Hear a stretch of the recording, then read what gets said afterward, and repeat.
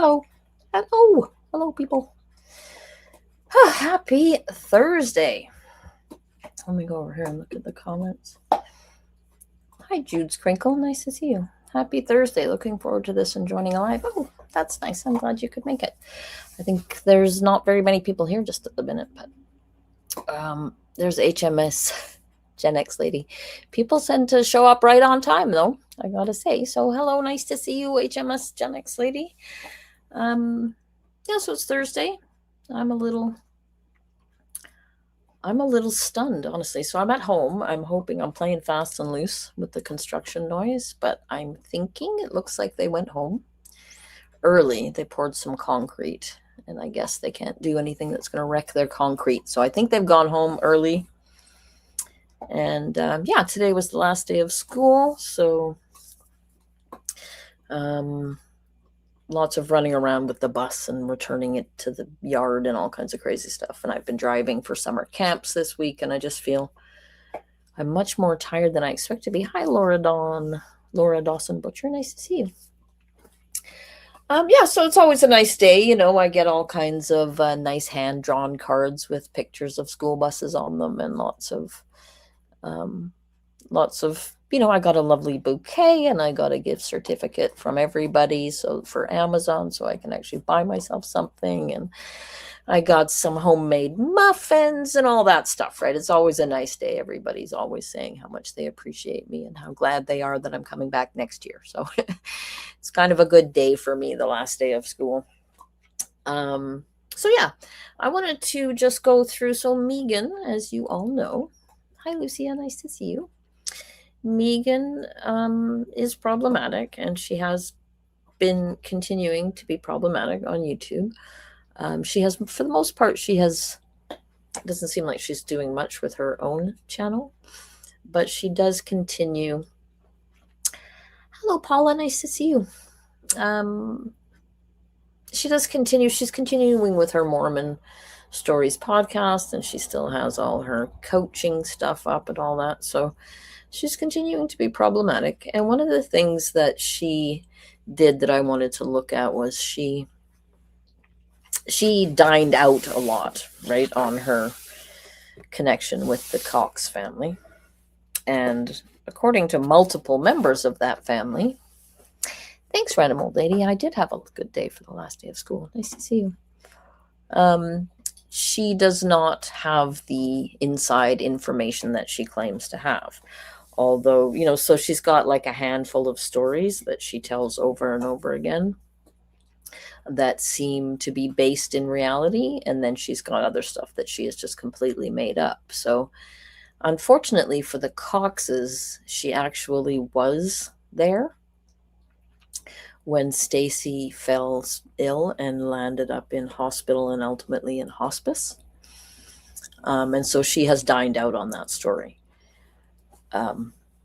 for several years. And so I have taken 4 versions of the story, and I thought we could listen to them in chronological order from her first appearance on Hidden True Crime.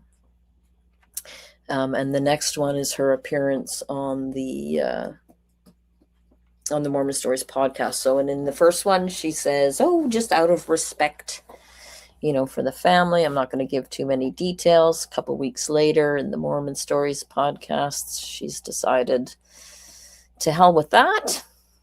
The gloves are off. She's telling all. And then, so the story changes.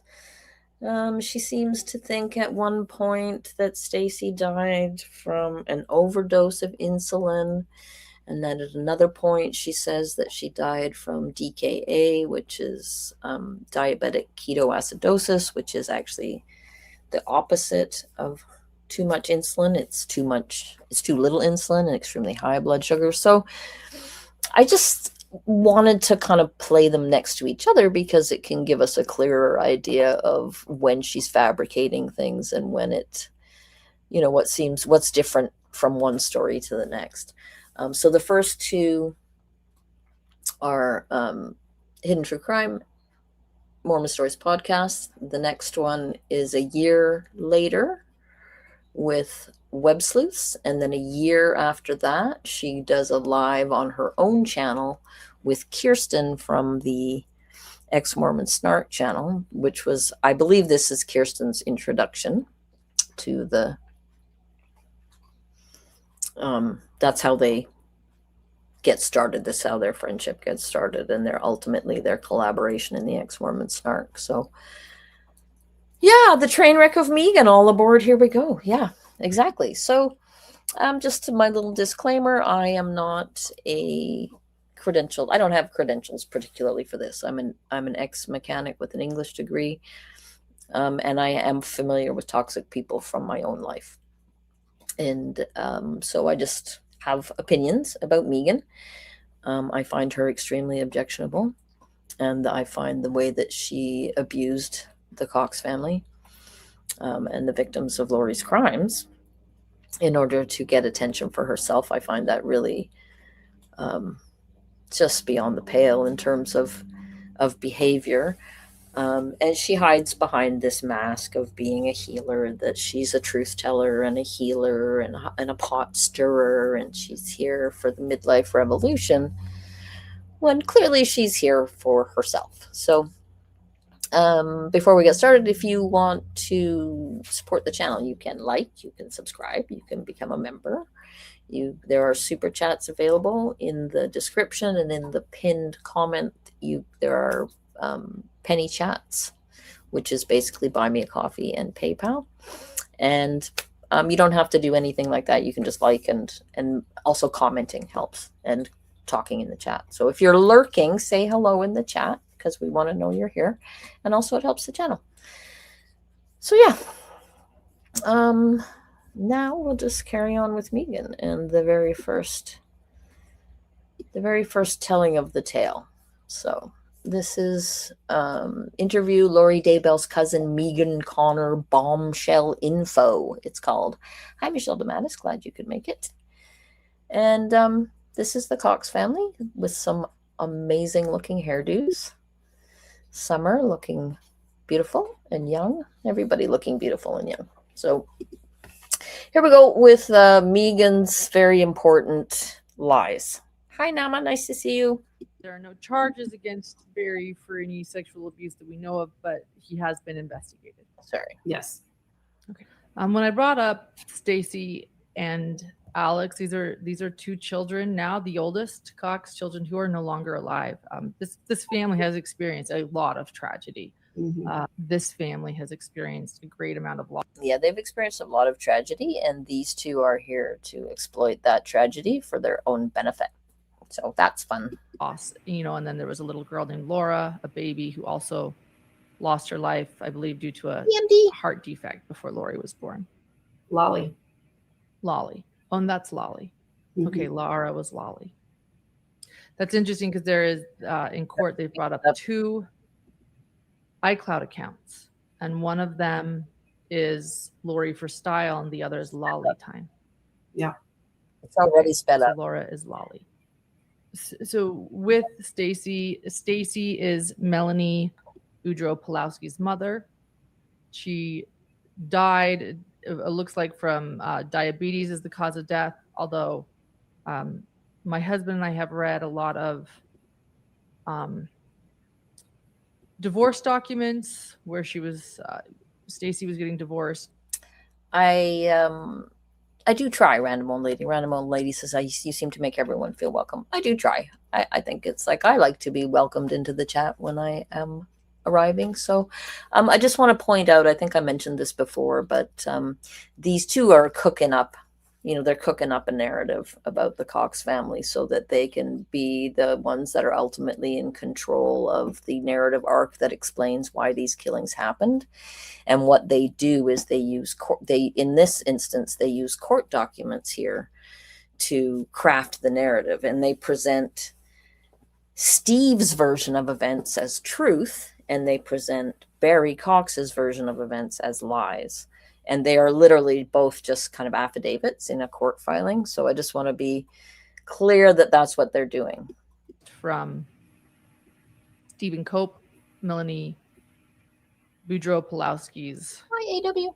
dad, Steve Cope, And the things that, Barry did, Barry assaulted Steve. Barry would write, he would pontificate. He would write very long letters to the court about this. There was a custody battle with Melanie.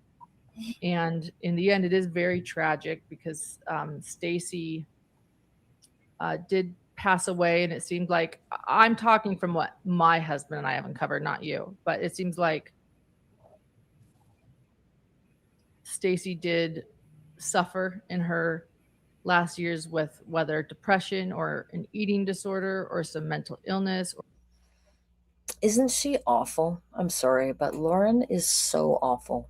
And she thinks that she thinks that she's like some hard-hitting journalist. And she's literally just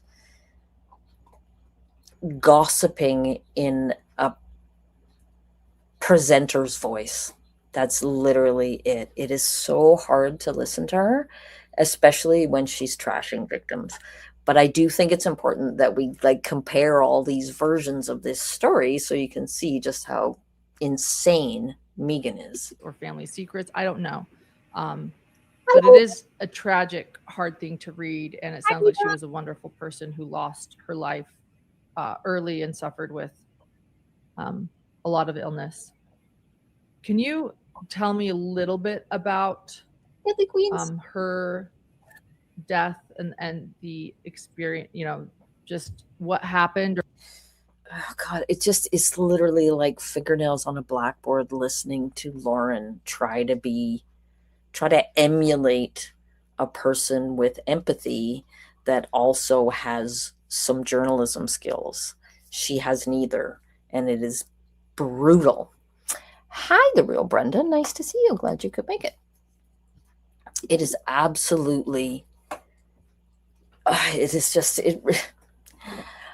somebody commented, I don't know where the comment went, it disappeared. I wondered if maybe they had second thoughts about it, but somebody commented on my last video saying, I hope Penny gets a break.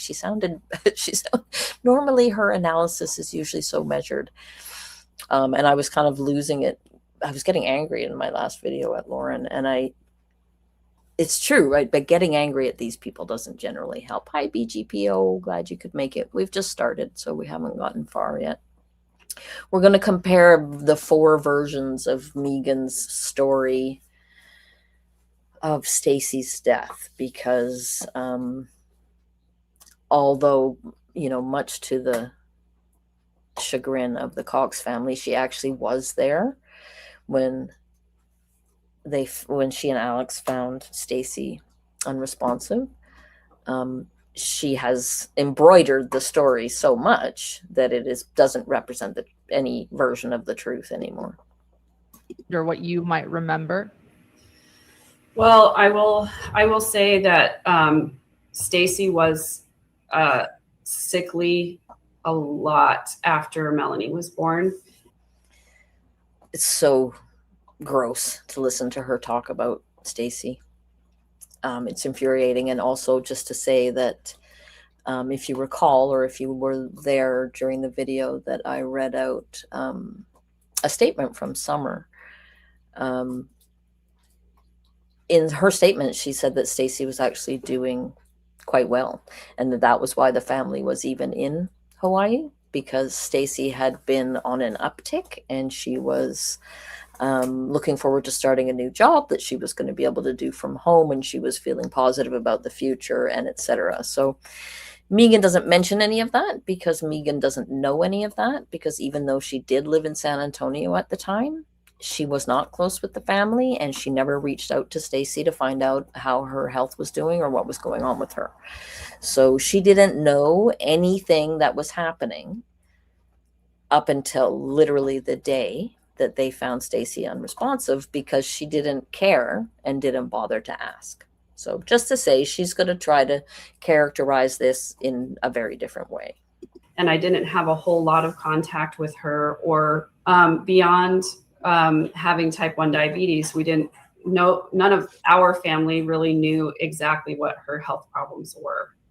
And there was a lot of very vagueness about what the diagnosis might be and what treatments she was undergoing. I do remember hearing at one point that... Right, even though she lived in San Antonio? at the time, right? And she was so close with the family. She didn't know anything about it. This is her first interview, right? So keep in mind, right? The stories morph and change over time. Barry was administering morphine to her. And right. And this to me, she's sitting here saying that Barry was administering morphine to Stacey. She's looking extremely shifty while she's doing it. Lauren is also looking extremely shifty, except Lauren never pushes back at all, or she never says, how do you know that? What's your proof of that? Do you have anything, right? Lauren's is like, I just let people tell their story and I don't intervene. That's Lauren's journalism. At the time, I didn't really understand the fact that that's a pretty serious drug to be giving somebody. They have to be in a lot of pain. I didn't know that at the time. And so I thought that was odd, but I couldn't imagine what illness there would be that was associated with that. Stacey did move in with her parents while they were living here in San Antonio and seemed to be pretty sickly a lot of the time. Although I did see her from time to time, she did come to family events and she seemed to be physically fine to me. I had no idea what she might have been going through emotionally because I hadn't dealt with any of my own emotions at that point. So I was still very much in this dissociative state of. Yeah, I'm going to say she didn't know what was going on with her because she didn't bother to ask, right? That's why. And she's going to put it as like, oh, I was just stuck in the fucked up family system. So not my fault. Hi, Hannah, Doc. Real nice to see you. Glad you could get here. Everything's fine. So I can't really speak to what she may have been going through at that point, but I was there when Stacey died. And all I can tell you is, thank you. The circumstances were incredibly suspicious to me at the time, even still being involved in the family system. And I don't want to go into a huge amount of detail, but right? She doesn't want to go into a huge amount of detail because she's really concerned about not exposing, private things about the family. So she continues to feel that way for another 10 days or so, and then she spills all the beans. I will just say that I think in light of everything that's happened, we even have to go back and look at Lolly's death and say, what were the circumstances there? And we have to go back. Right? Like what? Pardon me? She bursts on the scene. Hi, ASB. How are you? Stacey is Lori Daybell's sister. Lori Daybell's sister. She died of complications from diabetes and other difficulties that they were never able to entirely pinpoint. And she had been ill for a long time. And Megan tells the story of her death. Megan was actually there. And she tells the story of it like it's her meal ticket, right? And this is her very first interview. And she has just now said, in her very first interview, she has just said that Stacey's death was suspicious. And in light of that, we need to go back and look at Laura Lee's death. Laura Lee was Summer and Stacey and Lori's sister who died at the age of 6 weeks from a congenital heart defect. And so in her very first interview, Megan is out here telling everybody that there are all these suspicious deaths in the family and that she's got the goods on that. And Lauren is not pushing back, right, at all. So you can see about you can see about the post that Summer put up because of the speculation. I can look at everything that happened around Stacey's death. The whole family was in Hawaii. She went into DKA. She was in a coma. Catch that? She went into DKA. So that's diabetic ketoacidosis, and that's from having extremely high blood sugar and a lack of insulin, right? Remember that. And nobody came home. And nobody came home from Hawaii. Nobody came home from Hawaii. It was just me and Alex there and my parents dealing with. Again, so Summer has explained that they got home from Hawaii as quickly as they were able to, and that it was not that they handled everything from the moment they knew what had happened. They handled everything from their end. So just saying, she's going to make a whole bunch of claims different than that. Getting Stacey into hospice care. So we knew she was going to die because she was in hospice care. And I'm thinking to myself, if it's my own child, no matter where I am in the world, if somebody tells me that they're dying, I'm going to drop everything and get on a plane and be there. So I was judging them for not being there. And so you all should judge them for not being there too. And even though I don't have the story of why they weren't there, which is that Stacey had been feeling a lot better. And so the family was able to go on a holiday because, I mean, Stacey had been sick for many years, right? The family has got to be able to function in a normal capacity at some point, and they pick their times, right? When Stacey is in a better shape, they are able to go and leave her and feel confident that she's going to be okay, right? So Megan is implying a lot here without knowing anything, and we know that she didn't know anything, even though she lived in the same city, because she never bothered to ask. And it was days and days and days before they came home, and they ultimately didn't get here before she died. So I have to look at all of the circumstances surrounding her death, and out of respect for and then I have to spill all that on the internet. Her daughter who's still living, and for her ex-husband who clearly loved her at least at one point. I won't go into those details right now, but I will just say she's not going to go into those details right now. She's going to wait about 10 days. I mean, Hannah, what have you got against Wednesday Addams? Come on. I'm a fan of Wednesday Addams. Hey, lover of bad puns. Nice to see you. Yeah, both of her channels are getting very few views. Good, because the garbage that she's putting out doesn't deserve views. That Pride month video that she put out was, I mean, not only did it fail to inform, it basically just exploited. That in light of everything that's happened, I've had to re-examine my entire life with them and my entire relationship with them, and look at all of the dynamics and think and see how I can use them to create a narrative that will allow me to arrive on the scene with a big splash and be the truth teller about the Cox family, who are all so traumatized by what they're going through that they're, unable to really effectively fight back. And I mean, hello, Caswaz. Nice to see you. Glad you could make it, right? Hi, the Bethy Boop. Jigsaw. Yeah, that's better. I'm not a Jigsaw fan. I am a Wednesday Addams fan. It's okay. It's okay, Hannah. I get it. It's hard to come up with ways to describe Megan. Like, even behind all those filters that she's so blurry you can hardly see her, she still looks like a ghoul.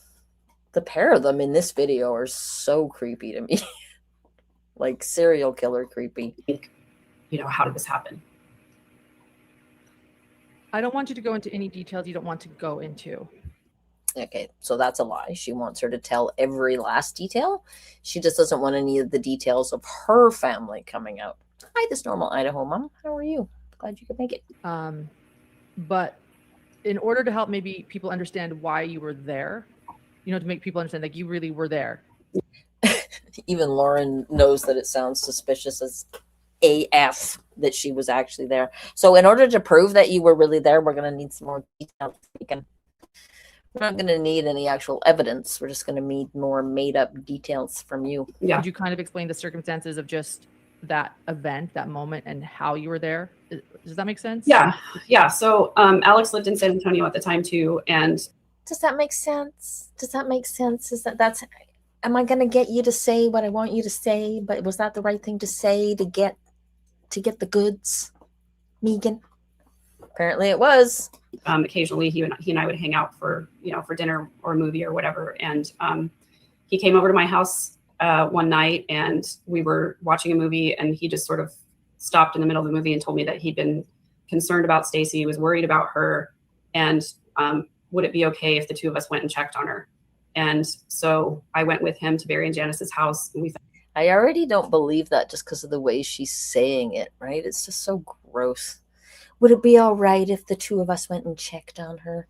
Of course, Alex would never talk like that. And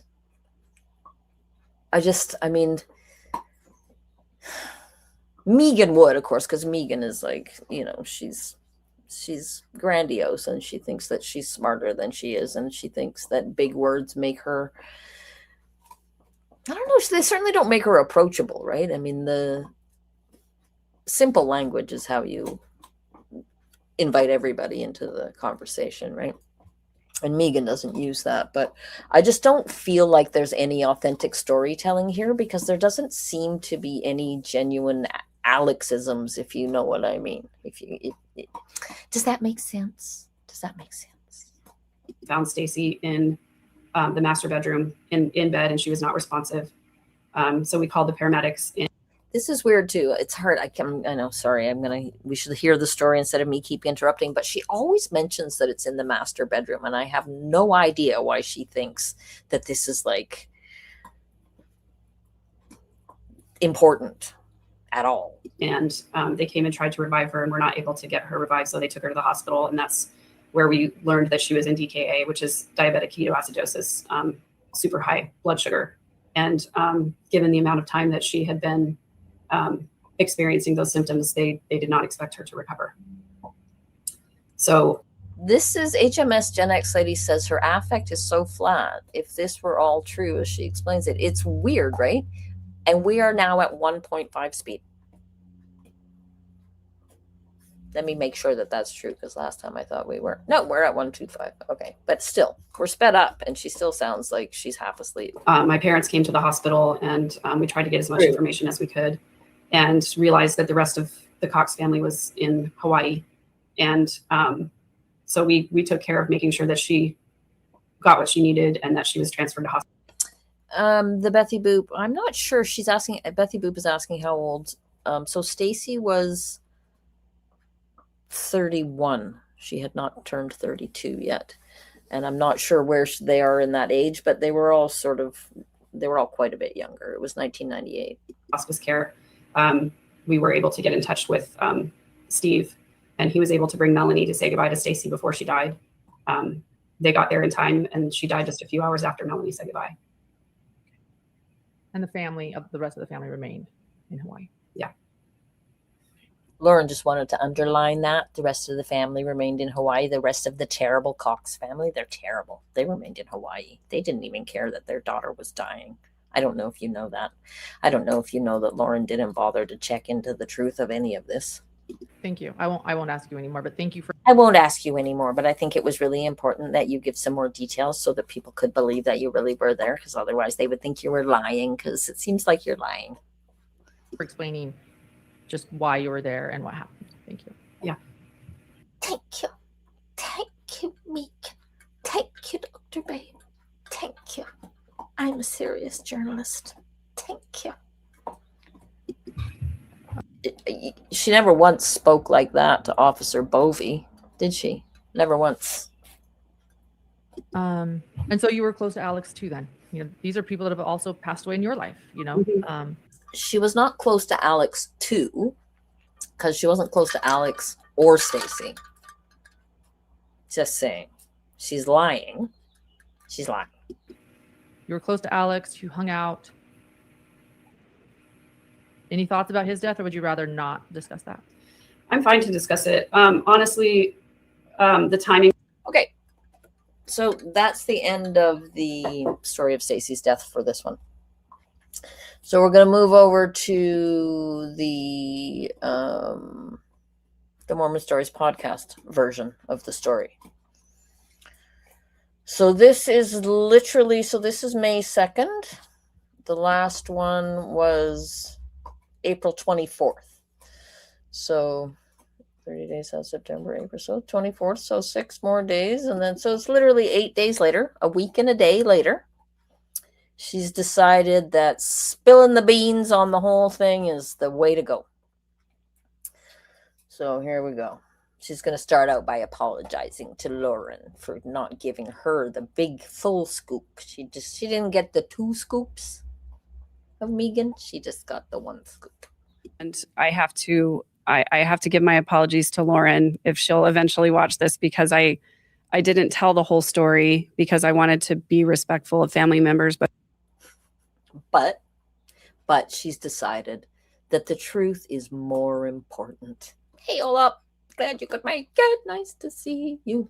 We are listening to all of the versions of Megan telling the story of Stacey's death. But the more I thought about that, the more I thought, it's a story that needs to be told. If I could get a lot of attention for this story, and I just came up with this really fascinating theory that will ensure that everyone wants me on their podcast. if anything, it's one of the most important stories in this entire thing, because you'll understand why. Yeah. So at this time, Stacey is living with Janice and Barry in San Antonio. And I believe at this time, I want to say that Lori was... I believe, but I don't know. So she doesn't actually know. Hi, Adelson Hader. Nice to see you.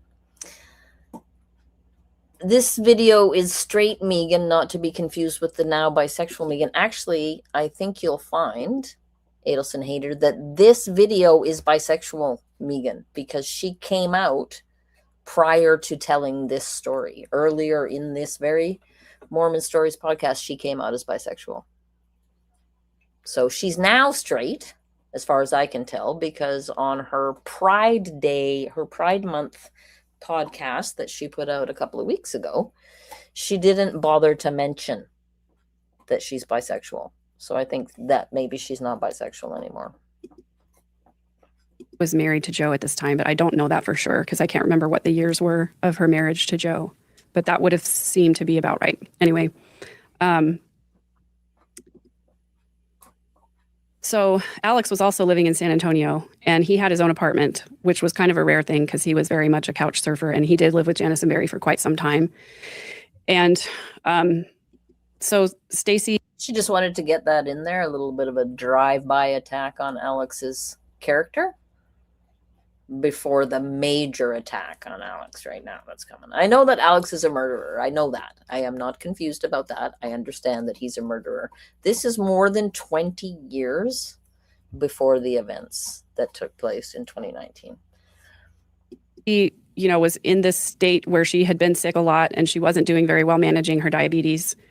And Alex... Right? So Summer has directly contradicted that and said that the reason that the Coxes were even in Hawaii is because Stacey had been on an uptick with her health and she was feeling more like she could take care of herself, and she was looking forward to starting a part-time job that she could work from home doing. So right away, Megan's making stuff up. Even though he lived in San Antonio, he and I didn't spend a whole lot of time together, but every once in a while he would call me up or I would call him up and we would get together and have takeout and watch a movie. That was kind of what we would do when we hung out. What's strange, though, is that we had gone a long time without really talking to each other, and a lot of my calls went unreturned, and I just thought, well, he's probably just busy or whatever. Right? He's not answering her calls, but he's probably just busy. He's probably just very busy. Right? Mm-hmm. She was never close to this family. They never hung out on any kind of regular basis, and they already didn't like her, and they put up with her out of politeness, right? Because it's family. So whatever she's trying to characterize as some kind of like palsy relationship where they got together to hang out and get takeout and watch movies, it's BS. But one night he called me kind of out of the blue and asked if I wanted to hang out, and I was like, sure, I'm happy to be finally, talking to him again. Oh. And so he got some takeout, and it was probably Taco Bell, if I want to be real about it. Again, with the drive-by attack on what's wrong with Taco Bell, right? I mean, I know Del Taco is the big sin, but what's her problem with Taco Bell now? Right? What's that? Alex was cheap. She would have preferred Thai, but Alex just showed up with Taco Bell. Like, what a bitch, right? What a bitch. Came over to my house and we were watching a movie. And she smiles. If I'm honest about it, it was probably Taco Bell. And I just remember he wasn't as jovial and joking as he normally is. He was a lot quieter. Normally, you could Yeah, she remembers that now. Thinking back, like he wasn't as jovial and jokey as he usually is. There was something going on. What could it be? Could it be murder most foul? Couldn't really watch a movie because he was constantly making a joke or a comment or something, and he was much more quiet than normal. And about a third of the way through the movie, he actually stopped the movie and he said, It was halfway through last time, just saying. 8 days ago when she told this story, it was halfway through the movie. I know that's a small detail, but Megan's a liar. And I like to point out everything she does that's incongruent. That's the word that psychologists use. That's what psychologists say. Dr. John explained that to us the other day. I'm really worried about Stacey lately. And I said, what's going on? And he said, well, you know how sick she's been. And you know that she has, really struggled with her diabetes. Right? I'm really worried about Stacey. But in fact, they had all gone to Hawaii because... And I think she's been really depressed lately. And I'm just really worried about her. And I said, okay, well, what do you want to do about it? He said, well, the reason that I'm really concerned is because tonight she told me that she was just going to take a big shot and go to bed. And okay, so just to be very, very clear, in the last one, she told us, right, that she had diabetic ketoacidosis, which is extremely high blood sugar. And this entire story hinges on a large dose of insulin, which would cause the direct opposite of diabetic ketoacidosis. So just to be clear, she is directly contradicting what she said 8 days ago. And I didn't know very much about type 1 diabetes at the time, but now that I do, I have a son who's type 1 diabetic. And I know that if you take a huge shot of insulin, your blood sugar is going to go way low. And that's very dangerous. You can end up, not waking up if you don't have somebody there to wake you up when your sugar goes low, to get you, to eat something. And so at the time, I didn't really know what that meant. Take a big shot and go to sleep. Does that mean that, like, if you take a big shot that you're going to sleep longer or better or whatever? And he said, and she did she ask him? I don't know. Let's find out. But I'm just really worried that she might do something to hurt herself. And he said, will you come with me to my parents' house to go check on her? Right. I mean, it's very possible that they decided to go over to his parents' house to see Stacey, but she's framing it as Alex came over and said he was worried, and she's framing it as Alex had not come over in a long time, so it was weird that he came over that night. So she's setting it all up so that she can claim that he was trying to use her as an alibi. And I said, yeah, sure, I'd be happy to do that. So did you already mention that the parents were? She's looking at the lies in her head. Seti says, what is she looking at? She's looking at the lies in her head. And again, shout out to Mindy, who has since this apologized for taking Megan at face value and not looking into her claims more thoroughly. Out of town, or they were in Hawaii? Yeah. So when we're on our way over there, I was asking him, where's everybody else? Why is nobody with her? And he said that they were all in Hawaii. So okay. Janice, Barry, Lori, Colby, and Summer had all gone to Hawaii. And Megan didn't know anything about that because she was so close to the family, and she had no idea that they were all out of town. So that's interesting. And Adam was working. And so it was just Alex and Stacey, and Alex was in his own apartment. So Stacey was at the Cox house by herself. And so he told me that, they were all on vacation. So we drove over there, and I don't really remember if the door was locked or how we got in. But when we opened the door, all the lights were off. Everything was dark. And I know Stacey had her own room, but what was odd to me was that we went straight upstairs to Janice and Barry's room. Okay, but why is that odd? Why is it odd that Stacey might choose to go and spend the time that her parents are away in the master bedroom? Maybe there's an ensuite bathroom that makes it more convenient for her. Maybe they have a better TV. Maybe that's where the, Blu-ray player is or whatever. Hello, Toe Beans. Nice to see you. I mean, come on. What, like, I don't even know what she's trying to imply by the whole she's in the master bedroom, and she had her own bedroom. So I don't know why she was in the master bedroom. I don't even know what she's trying to imply. But she says it in every version of the story. Alex was like leading the way.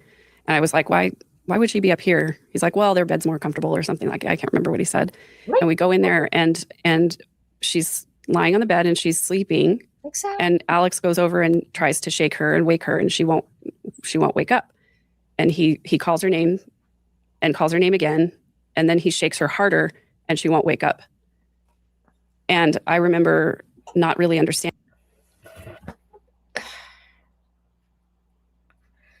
I just don't believe it. Like, he shakes her and he calls her name and she doesn't wake up. And so he calls her name louder and he doesn't wake up. So he shakes her harder and she still doesn't wake up. And I just remember thinking, like, I just don't believe it. This is over 20 years ago.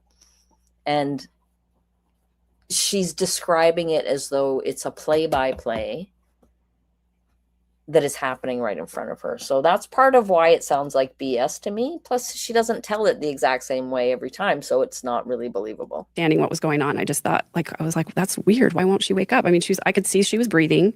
She looked like she was fine to me, and but she just wouldn't wake up.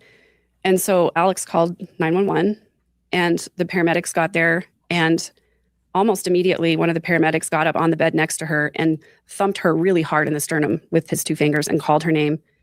See, she's suddenly like super happy to give out all the details, right? And it's not just the details about Alex that she thinks it's the most important story to tell, because I think it tells us a lot about Alex being a murderer from way back then, and I have all the goods on that, right? It's all just more salacious details, right? This has nothing to do with proving anything about why it's so important to tell this story. This has to do with, hey, I'm getting a lot of attention for telling this story. And the more details I have, the more attention I'm likely to get. And she wouldn't wake up. And so he immediately got off the bed. They immediately brought a stretcher up the stairs and they started cutting her clothes away. And I just like turned away and I was like, what is going on? Why does everybody know what's happening except for me? Like, everybody obviously knows this is very serious. Oh, this is one of the stupidest things she says in all of these. Like, why does everybody know what's going on but me? Nobody knows what's going on. All they know is she's non-responsive, right? The paramedics are there. They've got whatever information they've got from Alex. She's got type 1 diabetes. And they're like trying to find out, right? Is that why? All they know is she's unresponsive. To me, it's just bullshit, right? It's like she's literally writing the narrative as she's going along. This is like she's writing a story. It's not like she's narrating something that actually happened to her. But all I can tell is that she's not waking up. So they get her on the stretcher and take her to the hospital. And Alex and I sat there and waited for, the doctors to come out and tell us what was going on.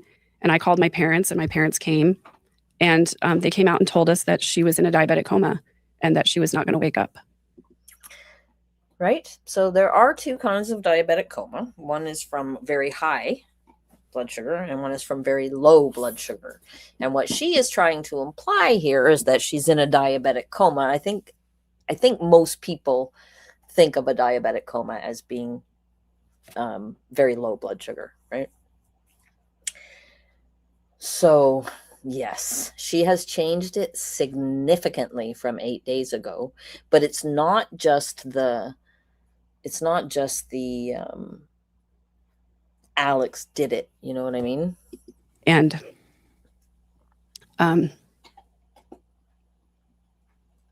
yes. I just Is she trying to pretend that she's having trouble talking? Because she's clearly, hi, Carmel Hughes. She is clearly not emotional about any of this, right? It's just sickening to listen to her. Hi, Sarah Moxie. It took me a long time to absorb those words. It was kind of like they echoed in my head for a long time.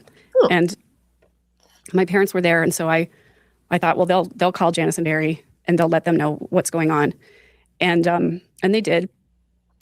And gradually over the next few hours, we sort of started to figure out what was happening. And they did keep Stacey at the hospital for a few more days while my parents arranged for hospice care. And I thought that, everybody would come home and, and be there with Stacey, but they didn't come home. They stayed in Hawaii. And poor innocent Megan, she was like, what is going on? I just don't understand. This is like that time that Lori said that I needed to shave my pubes and my innocence was murdered. It's just like that time. I'm very confused. I turned away and I thought, why does everyone else know what's going on? It was terrible for me the day that Stacey died. Her parents did not arrange hospice, but she is implying, hi, MFMFMF77. According to the Coxes, her family did not arrange hospice. They did. They were in Hawaii and they got the phone call and they did everything that they could do from Hawaii over the phone, and they arranged for flights back as soon as they were able to get back. So her parents did not. What she's implying is that the Cox family all went off to Hawaii, even though Stacey was at death's door, and they just left her there to die because they didn't care. So she's characterizing it in such a way. It's not even that they didn't care. She's going to get to the point where she's basically saying the whole thing was a setup so that the whole family could go away and Alex could murder Stacey. That's where she's headed. I remember when they transferred Stacey to the hospice facility. And right, because to me, right, this whole thing is about, she wants to say that she has the narrative and the facts and the truth about this family, so she can say this is why these killings happened, right? And she's going to get all the interviews because she's got all the, right? So she's constructing this whole thing to show that the whole Cox family are okay with this kind of stuff, because she'll characterize it as a mercy killing or something, but basically that's what she's saying. And I came in and right after they had gotten her settled. Hi, Chad Daybell. And Alex showed up shortly after that. And hospice from this event? Yeah, so they kept her in the hospital for just a few days, and when they realized she wasn't going to revive, they sent her to hospice care because they knew she only had a few days left. So you were around during this time. Yeah. Around. Right. And yeah, she was, sadly, for the Cox family, because now she dines out on that and she makes inferences about it and she spreads lies about it to people like John DeLynn, who haven't bothered to vet her either. Right. So another one, just taking her lies at face value. And what year would this have been? This was 1998. Okay. So when Alex showed up at the hospice care, I kind of asked him, I was like, where have you been? It's been a couple days. And yeah, because she was so straightforward with people then, right? She was just right out there calling people out, right? Where have you been, Alex? You should have been here. Mindy, yes, she does feel bamboozled, and she has literally apologized publicly for her involvement in this. And she was, John DeLynn wanted her there because she had a lot of expertise in the case. And Mindy assumed that John had vetted Megan properly, and he had not. My parents had been there, and I was there, but Alex was nowhere to be seen. Alex is nowhere to be seen, and Janice Berry and the rest of the family are in Hawaii. Yeah, while their oldest child is dying. It's such an absurd and heartbreaking story to me. Yeah. I could never make sense of this story. Did they? Yeah, that's because it's a lie, right? Unintentionally speaking the truth right there. I could never make sense of this story because it didn't happen that way. Megan's lying for attention. You know that she was really sick when they my went dad, on the trip? Yes. That she had been sickly, you know what I mean? And but maybe there's more to it. Well, I think in light of everything that's happened, we cannot ignore the fact that Janice and Barry had told Stacey over and over, maybe it's your time to go. She'd been sick for a long time. She was somewhat of a burden on Barry and Janice. Right? They never said those things to her. They had already lost Laura Lee, their baby daughter, Laura Lee, right? And you think that they were like, oh, it's nothing to us? Thank you, Sarah Moxie, for becoming a member. I appreciate that very much. It's nothing to us, right? That our eldest daughter is dying. It means nothing to us. It's her time to die. No, apparently that never happened. And I have listened to Summer talk, and I have listened to Megan talk, and I find Summer totally credible. And I find Megan to be the complete opposite. You remember that show, That's Incredible? The reason why it was called That's Incredible was because it means that's impossible to believe. Incredible. That's our Megan. You know, not working, racking up all these medical bills. At one point, Barry was giving her morphine, and she's a burden to them. That's what she's saying. She is sitting here on this YouTube channel telling everybody that Stacey was a burden to her family and that Barry was giving her morphine. And these guys have not bothered. He didn't bother to vet her. And he's okay with this. And I didn't think she was sick enough to need something like that, but I didn't know for sure. Because again, you know, family secrets and everything. It's not family secrets when you're not close to the family and you don't phone them up and say, hey, how's Stacey doing? I was thinking about her the other day and I was really wondering how she was doing. That's not family secrets. That's not giving a shit about your cousin and not being close to the family in the first place. You lying sack of lies, Megan Connor. And I think we just can't ignore the possibility that they went to Hawaii and Alex performed a mercy killing. I really think that's what happened, especially in light of everything else. Looking back. So Alex performed a mercy killing with a giant shot of morphine insulin that caused her to die of diabetic ketoacidosis, which is impossible based on what you said last week. This is literally the opposite of what she told us last week. And it's because of, she probably Lauren's show got all kinds of many views. And she was like, hey, check me out. Right? Has John DeLynn ever disavowed this? Has he disavowed Lauren Matthias's lies on his channel? And the way that she used that channel to cover her ass for what she was doing to Christina? I don't have much good to say about John DeLynn, personally. His podcast may have some positive outcomes, but that doesn't personally let him off the hook for the things that he's done and failed to do. Back on how suspicious the circumstances were and how he used me basically as an alibi to go with him to Barry and Janice's house and find Stacey together so that he wouldn't be the last person that saw her alive. Right? She's just accused Alex of giving her a giant shot of insulin so that she would die of an insulin coma. And last week she died of diabetic ketoacidosis. So basically, it seems like Megan doesn't even actually know what the cause of Stacey's death was. Yeah, it's pretty gross, right? I think a lot of us have seen these videos at spread out times and not made the connection that, like, wait a minute, she has completely contradicted herself here. But she has. Wow, Megan. Wow, Megan, you're a huge liar. Sorry, Mindy. Love you. He mentioned to you, he planted the idea that Stacey had been suggesting taking a huge shot of insulin. Right? She made all this up. She made all of this up. It's so gross. And look at, like, it's not just the Cox family who are her victims, right?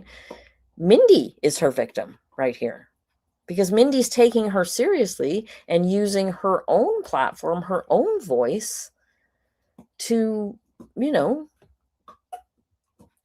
express how she feels about this terrible state of affairs that never happened. And setting it up and telling me she'd been depressed. Right? According to Summer, she had suffered with depression and anxiety throughout her illness, but that she had been feeling positive about the future. So it's suspicious for sure. And that and that she became, wasn't in the same bedroom that she normally was Right. in. So what though? and that became sort of the family rumor, was that she'd been depressed. What does that got to do with anything not being in the same bedroom? That means that Alex killed her? That the family planned it so that they would all be out of town? And they all plotted on having Megan as the alibi? She's just out here saying this.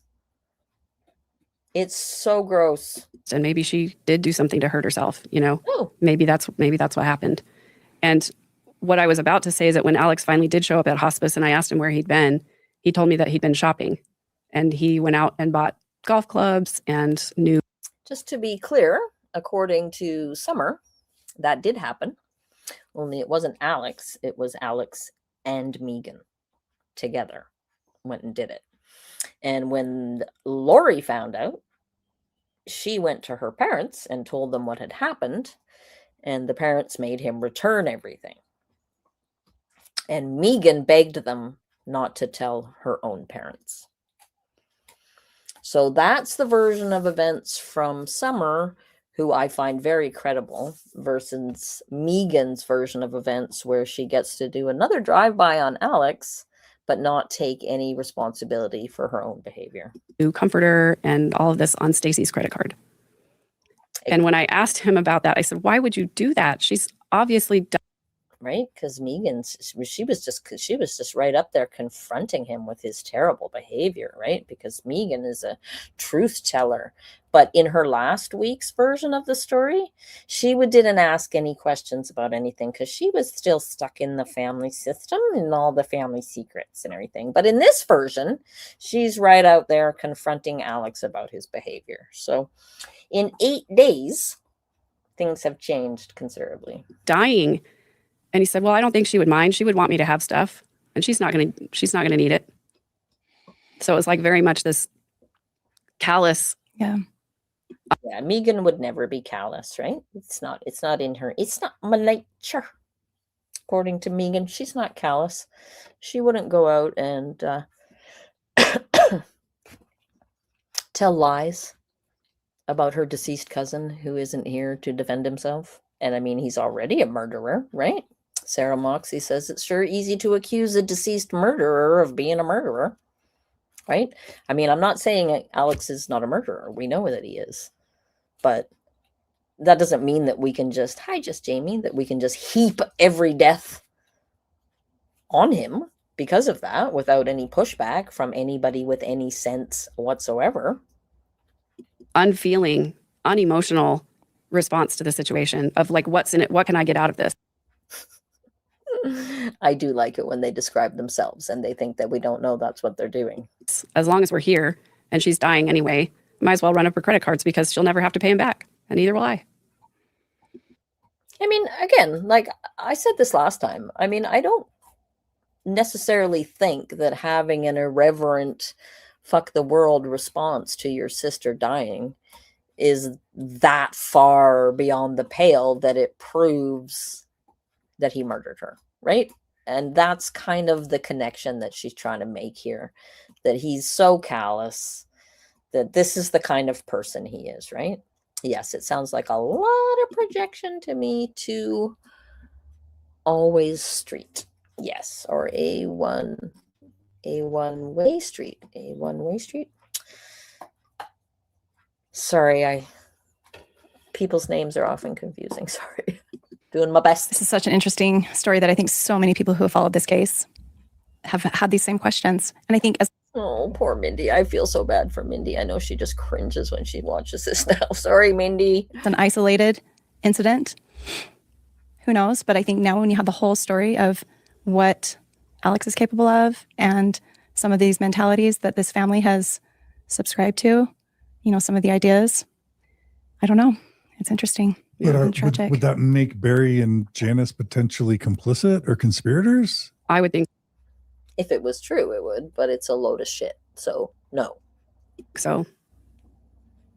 But I don't know what the legal requirements are to bring charges on that. And I didn't bother to look it up because I just made it up. So I actually haven't had time to look that up. And I was so concerned that my cousin had murdered my other cousin that I did nothing about it. Lo, these 20 years. I never said a word to anyone. After all of this started coming to light, and with everything that was happening, I did call the FBI and tell them my suspicions. Really? And they advised me to contact the law Oh my God, could we do a FOIA request to find out if she actually did that? Contacting the FBI? enforcement in the county where the crime occurred. And I did, and I made a report.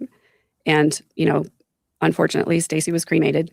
And Everybody gets cremated. Oh, she made a report, but Stacey was cremated, so there was nothing they could do about it. They didn't even bother to look and to ask any questions, so that's very convenient for Megan, right? So she can make these accusations and she can say that she talked to the FBI and that nothing came of it because Stacey was cremated.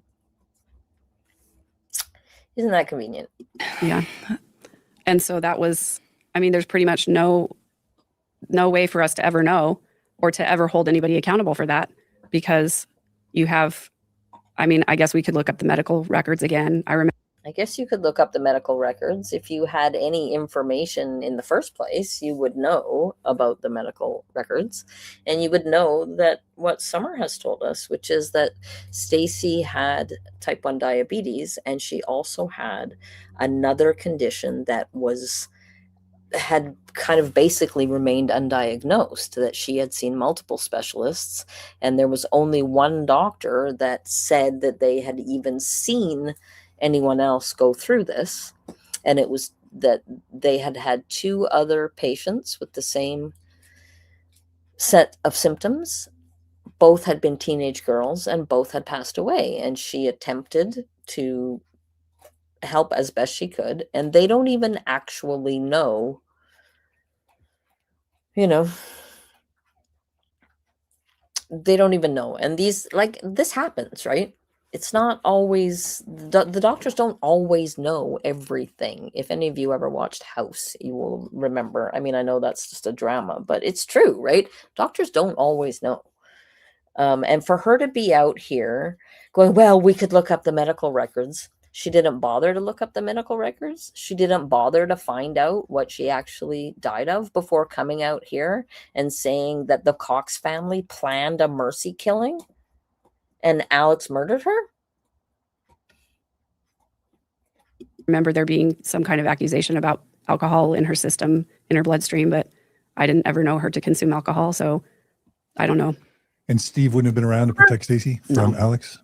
No, he was away, and he had Melanie, and I think he had remarried at this point. Yeah, they were separate.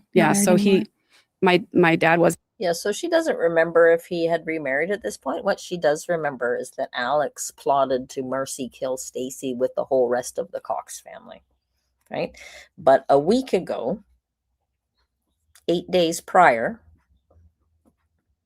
Stacey died from diabetic ketoacidosis.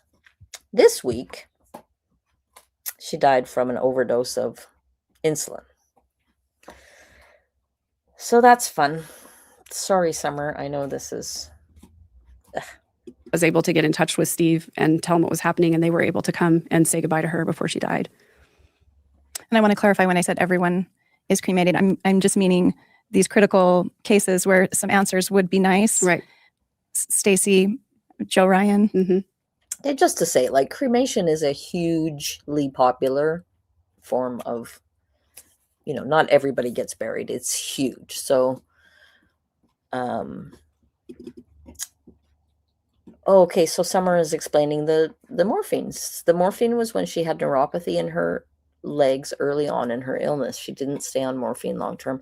Neuropathy is awful, right? It's awful, horrible, painful. So if the family had been empowered to give her pain medication that would help her to deal with that, that's very normal. When my mom was in the last couple of days, she fell ill and passed very quickly, but we were giving her morphine. The family was giving her morphine. This is not that unusual. They prescribed morphine. When I broke my foot and had my foot, I had to have the arch of my foot rebuilt. I had a prescription for morphine, right? It's not, Megan tries to pretend like it's so out of the ordinary and that Barry was being this like acting like God or something. And it's just absolute nonsense. Alex, was Alex not cremated as He well? was. Yeah. So were Janice and Barry around when Stacey died? No, they were in Hawaii. They were still in Hawaii when she died. They were in Hawaii when she died. And they had the opportunity, because your parents had arranged the hospice, there was time for them to come home. Except that her parents didn't arrange the hospice. Janice and Barry arranged hospice because you know what they have in Hawaii? They have phones. That might surprise some of you.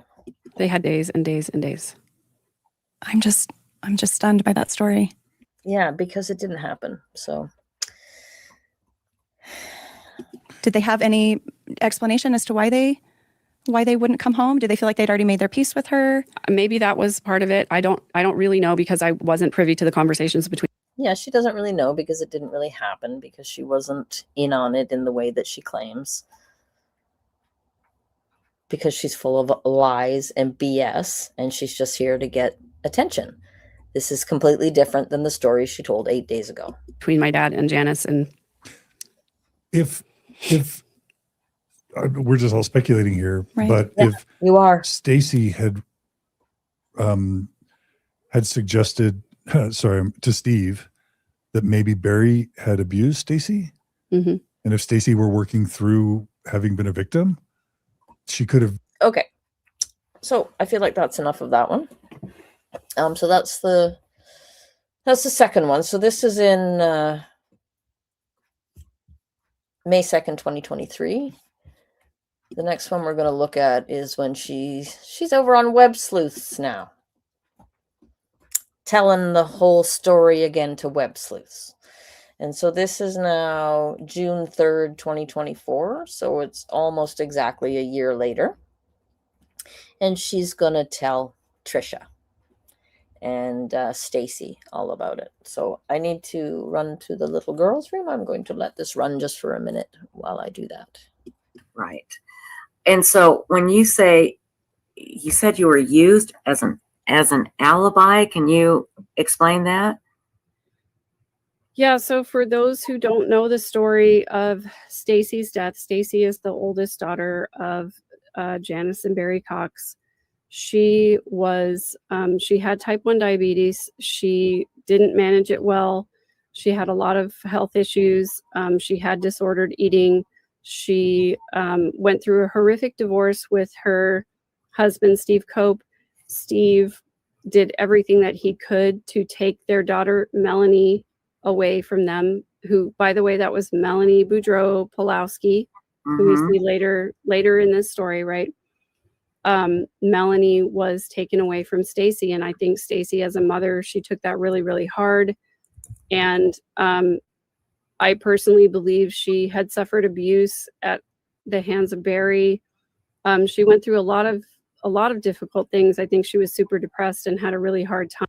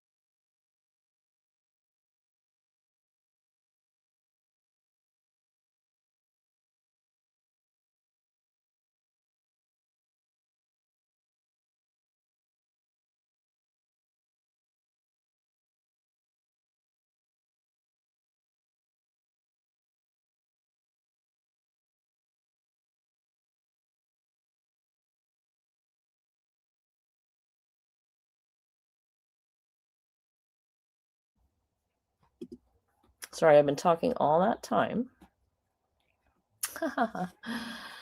And I was muted. Sorry about that. I just wanted to say, sorry, I was talking and I was muted. I wanted to mention that Stacey did not have an eating disorder. And Megan continues to talk about that as though it's true, and it was never true. And I was also saying, like, can you imagine being invited on to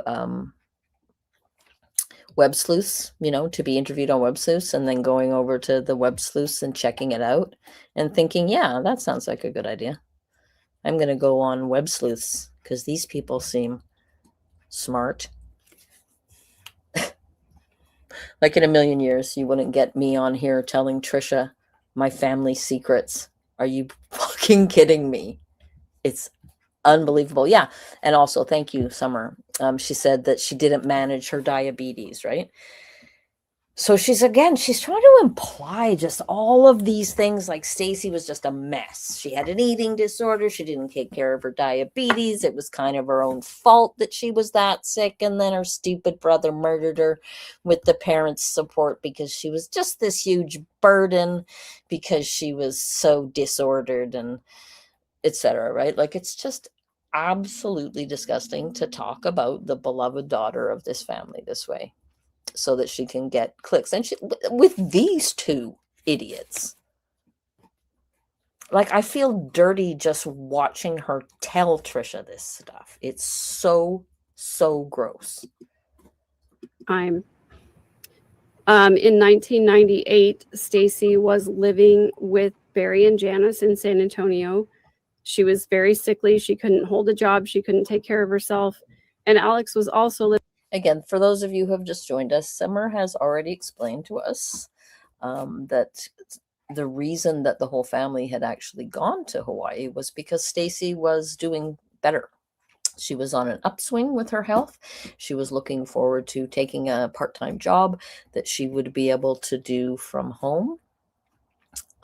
This is the OLAP one, Summer. This is the one that was that OLAP clipped the other day. So yeah, so Megan is trying again to characterize this in such a way that Stacey was sickly and she was barely taking care of herself, and then the whole family just went and left her, right? And from what Summer has told us, that's just straight up not true. That she was actually in an uptick with her health and was looking forward to starting a part-time job. So feeling positive about the future. Living in San Antonio, but he had his own apartment. And from time to time, he and I would hang out together, watch movies, get dinner, whatever. One night. She doesn't mention in this version that he hadn't been taking her calls for several months. So that's interesting. I feel like that was an important part of the first story.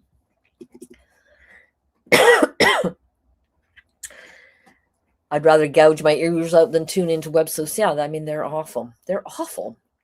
I can't imagine choosing any of the people that she chose to spill her ugly lying guts to. He called me up and he said, hey, would you like to hang out, watch a movie? I'll bring takeout, whatever. I said, sure. He came to my apartment. He brought some food. We started watching a movie. About halfway through the movie, he turned the movie off. So she didn't insult the food that he brought this time. That's weird. Last time she insulted the food. She thought that Taco Bell was beneath her. And he said, hey, I'm really worried. And also, Summer, I was commenting on the fact that she's got a real thing about your family and the taco franchises. Because last time it was Del Taco is the big sin. Worried about Stacey. And I was like, hey, what's going on? And he said, she's been really depressed lately. And I've been really worried about her health. And she told me tonight that she was just going to take a big shot and go to bed. Right. So again, we're into she died of an insulin overdose. So she's sticking with that story now after the original one, which was the total opposite story. Oh, dear. And at the time, I didn't. My dog has diabetes, so I know a little bit about it too. Know what that meant. I wasn't educated about how type 1 diabetes works. However, now Now she is. Now she's all educated about it. Well, that's what I was saying, right? She was talking shit about Alex for bringing, like, if I'm honest, it was probably Taco Bell. I'm like, what's wrong with Taco Bell? I mean, come on.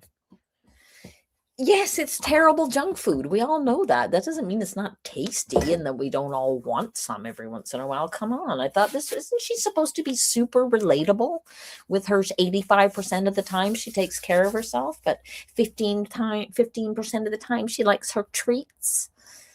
Guess that's new. Sorry, Megan bugs me. I'm not sure if you noticed. Now I have a son who has type 1 diabetes, and I know that if you take a big shot of insulin, it makes your blood sugar drop really low.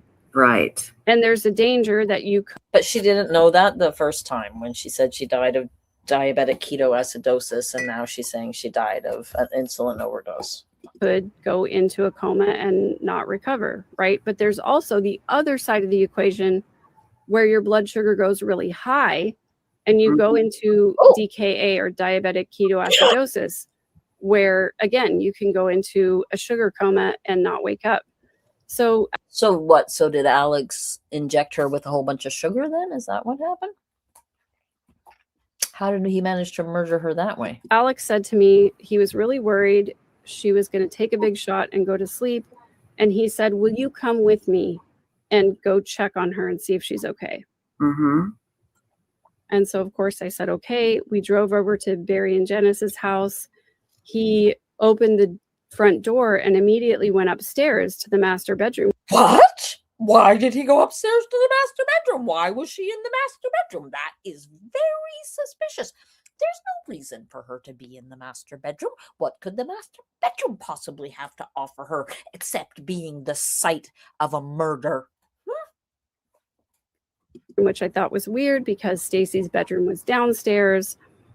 Obviously, Alex murdered her. Case closed. But she was upstairs in the master bedroom. She was laying in Janice and Barry's bed, and she was breathing kind of fast and shallow. Oh, she hasn't mentioned the fast, shallow breathing before. The last time she was breathing just fine and she looked perfectly normal, and she didn't look to Megan like there was anything wrong. Huh. But now, a year later, she was breathing fast and shallow. Interesting. Mm-hmm. And I didn't really think there was much wrong with that. I was like, oh, she's just sleeping.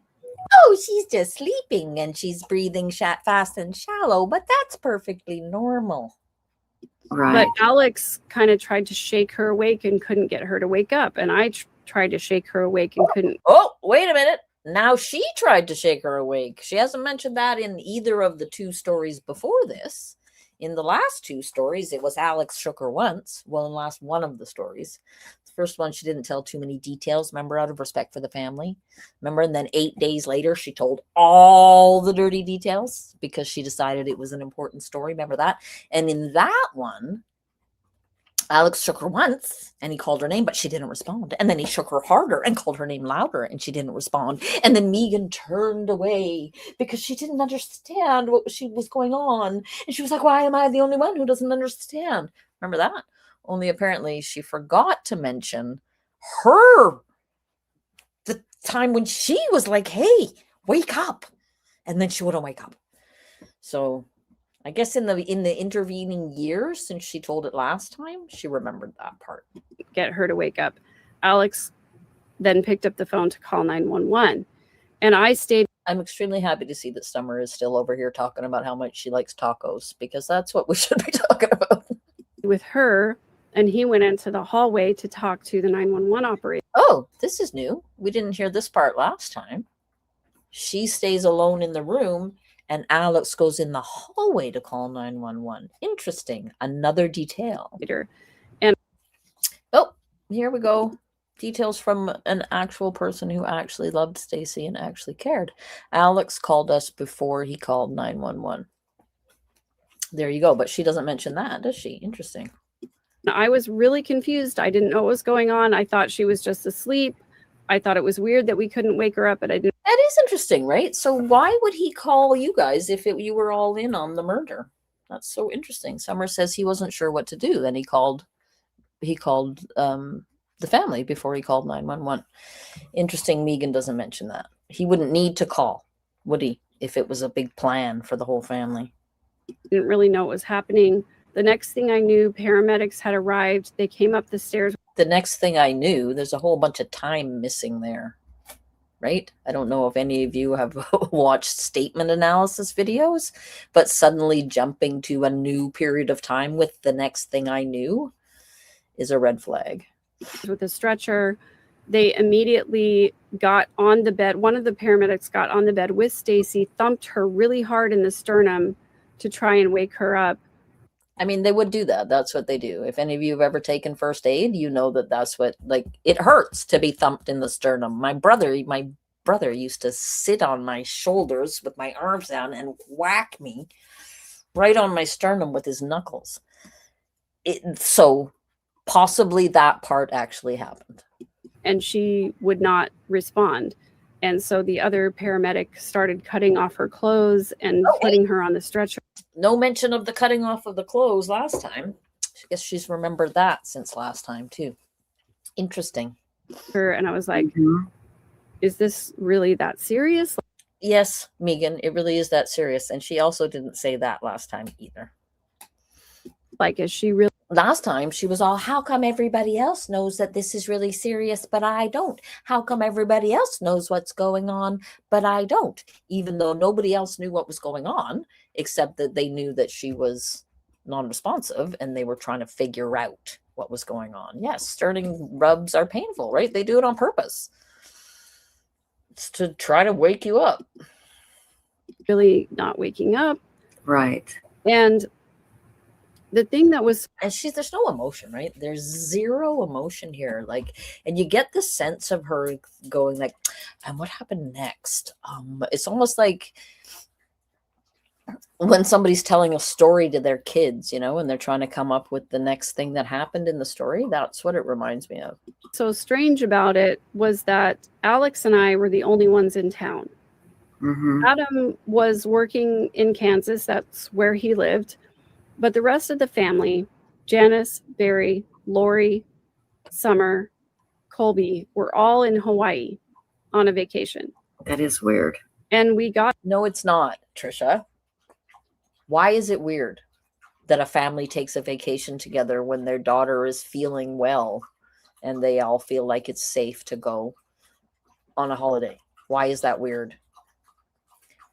Trisha, all of these people are the most incurious reporters you have ever met in your life.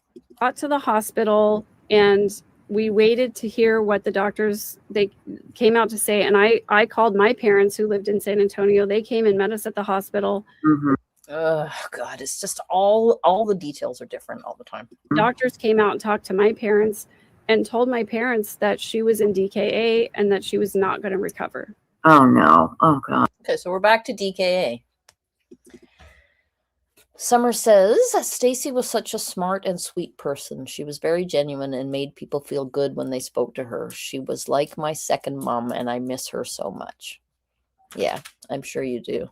And the time passing doesn't change that at all, right?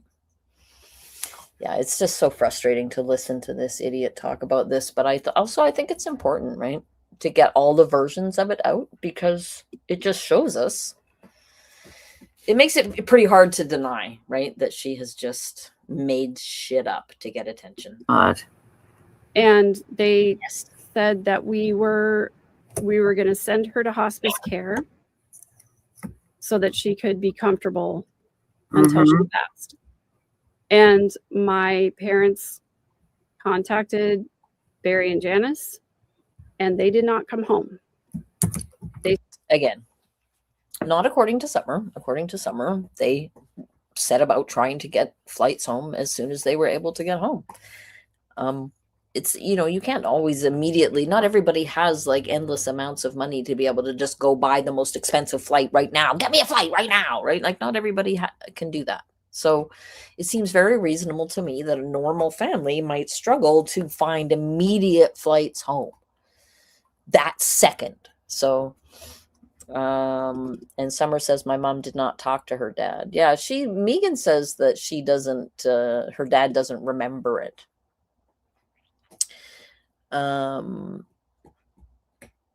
Yeah, they're just awful. This is not an actual threat. Summer says, I don't know who to pop in the mouth more, Megan or Trisha. Just shut up, idiots. You're both awful. This is not an actual threat. Yes, I would like their heads on a platter, but I am also not threatening to cut off their heads, just so everybody knows. They stayed in Hawaii. What? So Trisha's literally not even listening. She's actually looking something else up and just being outraged. As a matter of course. my parents made arrangements for Stacey to go to hospice care. Yes. We took her over there. Alex disappeared for a couple of days. My parents made all the arrangements. Mm-hmm. I sat with her as much as Again, not true. Her parents did not make all the arrangements. Stacey's parents made all the arrangements from Hawaii where they have phones. So it's possible to do that. And if you believe that Megan sat there and wiped her brow with a cool, damp cloth and kissed her forehead and whispered sweet nothings into her ear, I would like to invite you up to Canada for the big bridge sale that we're having this weekend. I possibly could, although I had young kids at the time. Hi, Molly Colleen. And when Alex finally did show up a couple of days later, I asked him, I was like, where have you been? What's going on? And he said, I was. Remember how before in the first story, she was like so stuck in the family system and so out of touch and so dissociated that she didn't even think to ask any questions. And then in the next version of the story and then the further ones, she's like, oh, I was so confrontational with Alex and I asked him what he thought he was doing and I gave him what for. So I guess she became undisassociated for just long enough to do that. She exited the family system just for a few minutes to give Alex shit, and then she went back into the family system after that. Was doing some retail therapy. And I said, what do you mean? Oh, she didn't mention that he said retail therapy last time, so she's either making that up this time or she's just jawing, She likes the story. It's like one of those stories that you tell your kids every night and you just add new bits to it and the story just goes on and on. It's like one of those. And he said that he had taken Stacey's credit cards and he went out and bought a bunch of stuff. Horrible. He bought golf clubs and really watch Trisha. She is barely even listening. She's doing something else. Her attention is on something else. And stuff to decorate his apartment and other stuff. And I was like, what are you doing? And he said, well, she just confronted him. She just said straight to his face, what are you doing? And she's going to die and she's never going to have to pay it back. So it's not going to be a big deal. And I was completely stunned by that. Yeah, she was not completely stunned by that because she was actually out shopping with him. And she was not sitting by Stacey's bed wiping her brow with a cool cloth. She was out shopping with Alex. I didn't even know what to say. Yeah, she barely even sounds outraged, right? And if you were outraged, you would sound like you were outraged. Yeah, Trisha's online gambling. That actually makes sense, the Bethy Boop. I think you might be right about that. It turned into kind of, I don't know, it turned into kind of a big thing in a family story or whatever, but I just didn't understand how do you make that connection in your brain? How do you say that it was okay? Four Sons' mom has a comment for Megan and she says, oh my God, how traumatic for you, Megan. I can't even believe at your young age you had to go through that trauma. So she didn't, because it's not traumatic for her because she doesn't care about those people. And that's really, really obvious. And the fact that none of these people are picking up on the fact, we're watching her sped up. None of these people are picking up on the fact that she's absolutely dead inside. Or that Trisha doesn't give a shit about any of this and is doing something else. Who watches this stuff? Who are the people that watch this? Okay for you to go out and do those things. I'm so sorry that you had to go through that. Like, for Oh God. Like, you had to, what did she have to go through? She had to go through, even if she wasn't involved, she had to go through Alex using Stacey's credit cards to buy some stuff. Alex behaving irreverently and going, fuck the world. Oh my God. How awful. Poor Megan. Son's mom says, and I agree, how traumatic for you, Megan. I can't even believe at your young age you had to go through that trauma, and you were used as an alibi. And I am so sorry. Is it difficult for you to talk about? Does it seem like it's difficult for her to talk about? Or does it seem like she's getting lots of attention for talking about it? Trisha. Trisha only has the one brain cell, so just ask and not even think. And I'm sorry. No, I appreciate that so much. That's really kind. I have processed all of these things in therapy. I can talk about it without it having a negative impact on my emotional well-being. So I appreciate your concern, but it is. If you recall, Megan went for therapy and she got healed up. So she's over all of these past events. She went and did some EMDR so that she could process the deaths of Tylee and JJ. So she's fine now. So just saying, she's all healed up. Just in case you were worried, she's all healed up now. I'm able to speak about these things because I have done the work to heal from them, but that's interesting. She's able to do the work because she's able to speak about them because she did the work. So she's fine now. She's fine now because everybody knows that once you go to therapy, you don't, like, it fixes your grief and you don't have it anymore, right? Grief just ends after you go to therapy. So then you can talk about things. It's still, like, every time I think about it and talk about it, it's... Megan, you are so brave, says Ms. Lillian. Well, Ms. Lillian, turns out Megan's a big fat liar. She's not at all brave. She's a big fat opportunistic liar. And she lacks a conscience and she lacks empathy. So, Ms. Lillian, I think you're probably at risk of getting taken in by a dangerous narcissist. Still just like, I just don't understand it logically. Yeah. It doesn't make any sense to me. And see, but it does, right? To me, it does make sense. And I don't, like, I think Megan is a horrible little, wastrel of a person. But I just don't think that it's that insane. Like, the kind of emphasis she puts on this credit card thing is ridiculous. Like, it's so straight-laced and so straight and narrow. Like, the credit card companies are predatory lenders who do everything they can to screw every last penny out of you for no matter what desperate situation you might be in. Maybe your daughter has fallen terribly ill and you're out of the state and you need to fly back. They're very happy to charge you 30% interest on those fees. So to suggest that screwing the credit card companies over when you're in a highly emotional state about something is this inconceivable thing to do, that the only way it can possibly be interpreted is that it's evidence of murder. These people don't deserve a platform. It just is embarrassing. And the thing that is hard, the thing that is hardest for me, the thing that is hardest for Megan about Stacey's death, who she didn't care about, is that I was the only one who was actually there. She could not be more thrilled about the fact that the family was away and she was there, because it is literally her ticket to relevance. And without it, she would have nothing. Alex came to my house. Alex. Right?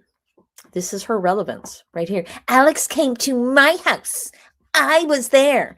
I was important. I was one of the key players. If you recall, in the future, I'm going to be one of the key players at CrimeCon too. And I will be able to describe to everybody the exact dimensions of the bar.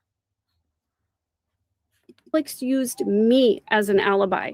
My parents weren't there. My siblings. Her parents weren't there. Her siblings weren't there. She was not a grown adult of 24. She was a little baby girl of 24. Weren't there. Lori's family was not there. They were in Hawaii.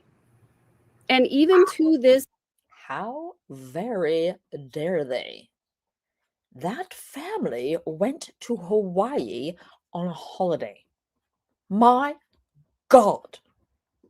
How dare they?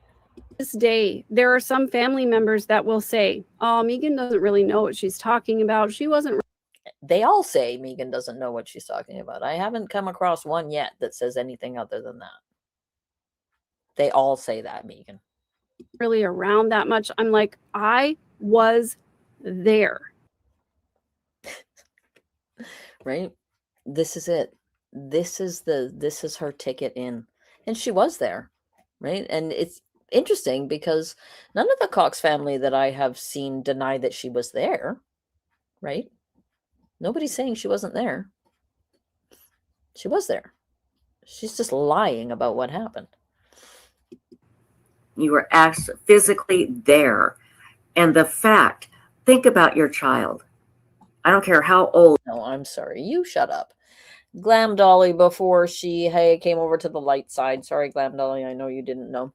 Says, my heart goes out to this woman. Thank God she survived her horrific close encounters with evil family members. She's doing such an important job now spreading the word about extreme dysfunction. She literally got all these people snowed with this, and they all believed her bullshit. It is so gross. It is so gross. Summer says, sorry, Megan, but you have to be credible to be believed. Quit crying wolf, quit crying relevant, and maybe someone would believe you. Maybe ask about someone's health before they die. Yeah, like she cared. And you were there. That's right. Yeah, I was there. That doesn't mean you're not lying, though, does it? No, it does not. Old your child is, adult, whatever. You're on vacation and they go into basically ICU and die, and you stay on your vacation. That's beyond heartless. That's monstrous. Again, right? Didn't vet anybody. They were not only ready to believe the worst things about the Cox family, they were dying to believe the worst things about the Cox family. Thank you, Kelly S7027, for becoming a member. I appreciate that. Yeah, like these guys were dying for this, right? It's Lauren too. This is what they want. They want the salacious stuff because it's what gets the clicks, right? And this is the more salacious, the better. And Megan is more than happy to deliver. It's so disgusting. Even the people watching that are so prepared to believe all this, like without thinking, like, is this true? She's not offering us any proof of anything. Like, I don't see any proof. It's just a story. Like, nobody's questioning anything. I will still never understand why they didn't fly home. I will still never understand why they let my parents be the one to set up hospice care for her, why my parents and I were the ones taking shifts. It is exactly like the time with the pubic hair and the razor. It's her innocence. Megan's poor innocence is being drive-by murdered by the terrible Cox family. They have murdered her innocence as well as murdering Stacey. It's amazing that she even survived to tell the tale. Never mind that she's all healed up from it now, so she can talk about it. It's truly Megan's ordeal is amazing. At hospice, I sat there with Stacey and I talked to her and I sang to her and I kissed her forehead and I Fuck you, fuck you, fuck you, fuck you, fuck you, Stacey, fuck you. I'm gonna tell so many lies about you. Fuck you, Stacey, fuck you.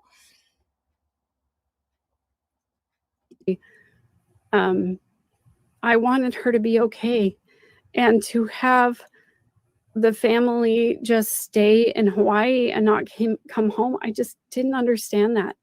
And at the Annie Welker admires Megan's bravery for seeing through all the craziness while she fails to see through the craziness that is Megan Connors. So that's interesting. Annie, I hope you have seen the light. I do. funeral, I remember Barry getting up there and pontificating and talking about, all of these spiritual things and saying, see how she's all sad. She's getting sad. You can hear it in her voice. She's going to sniff a little bit, just so you can tell. She's very sad. It's bringing back some sad memories. Even though she's all healed, she can talk about these things now. How when they finally decided to come home, they got on the plane. He said he was on the plane on the way from Hawaii to Los Angeles.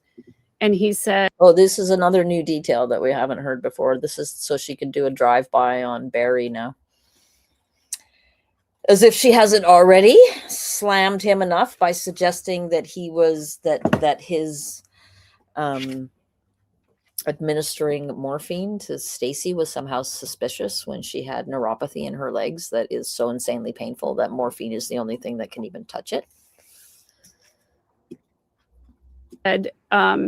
the story in the Bible where the sick woman decides she's literally going to shame him for saying that a part of him felt her death when it happened. She's going to shame him for saying that because of the way that he says it. And it's I continue to be amazed that the Cox family has been so calm in dealing with this woman. To touch the hem of Jesus's garment because she believes she's going to be healed if she just touches the hem of his garment, and he feels virtue leave him. Barry said, I was on the plane and I felt virtue leave me at the moment that Stacey died. Right? Like that's some terrible sin. She's going to go on and imply that that means that he's comparing himself to Jesus, and he thinks that he is that he is Jesus, or that he's on a par with Jesus because he used similar wording to what Jesus said to express the feeling that he had when his daughter passed away. And Summer says that's not even what he said. So of course why do I ever take anything that she says at face value? We are wired to believe other people, unfortunately. That's why these people get away with so much. What? And I thought to myself, how dare you? God. How dare you? She thought to herself, how dare you? Yet at the time, she was so disassociated that she didn't think anything about it. Except now, apparently, she thought to herself, how dare you? How dare you in your sick family system? That at the time, she was still disassociated and still a part of the sick family system. So, I mean, the frogs probably could tell this story more truthfully than make the comparison of yourself to the Savior when your daughter is dying in hospice care. And see, I just don't think that even if he did say that, which according to Summer he didn't, that is comparing yourself to the Savior. It's expressing the feeling of losing something, the visceral feeling of loss. And he's expressing it in words that are, I mean, this is a religious family, right? So apparently he didn't even say it that way, but even if he did, none of what she's saying rings true. And certainly her "how very dare you hide" dudgeon, when at the time she was walking around in a state of dissociation in the sick family system, also doesn't ring true. San Antonio, and you had days and days and days to come and be with her, and you chose not. Yeah, right? She's very, very confident now and brave and saying all this when she's got all these people believing her. Not to. You chose to let other family members take care of that for you. And then you use that story as a way to elevate yourself. Look at her using this story as a way to elevate herself while talking shit about a family who has suffered more loss than any of us can even conceive of, for the most part, right? And nobody in the room seems to have any response but, "Oh, Megan, you're so brave and principled. I wish I was more like you." I just thought it was disgusting and horrible. Even then, now looking back on it, I see so much even more dysfunction in it than I did now. Not sure what she was laughing at there, but gross.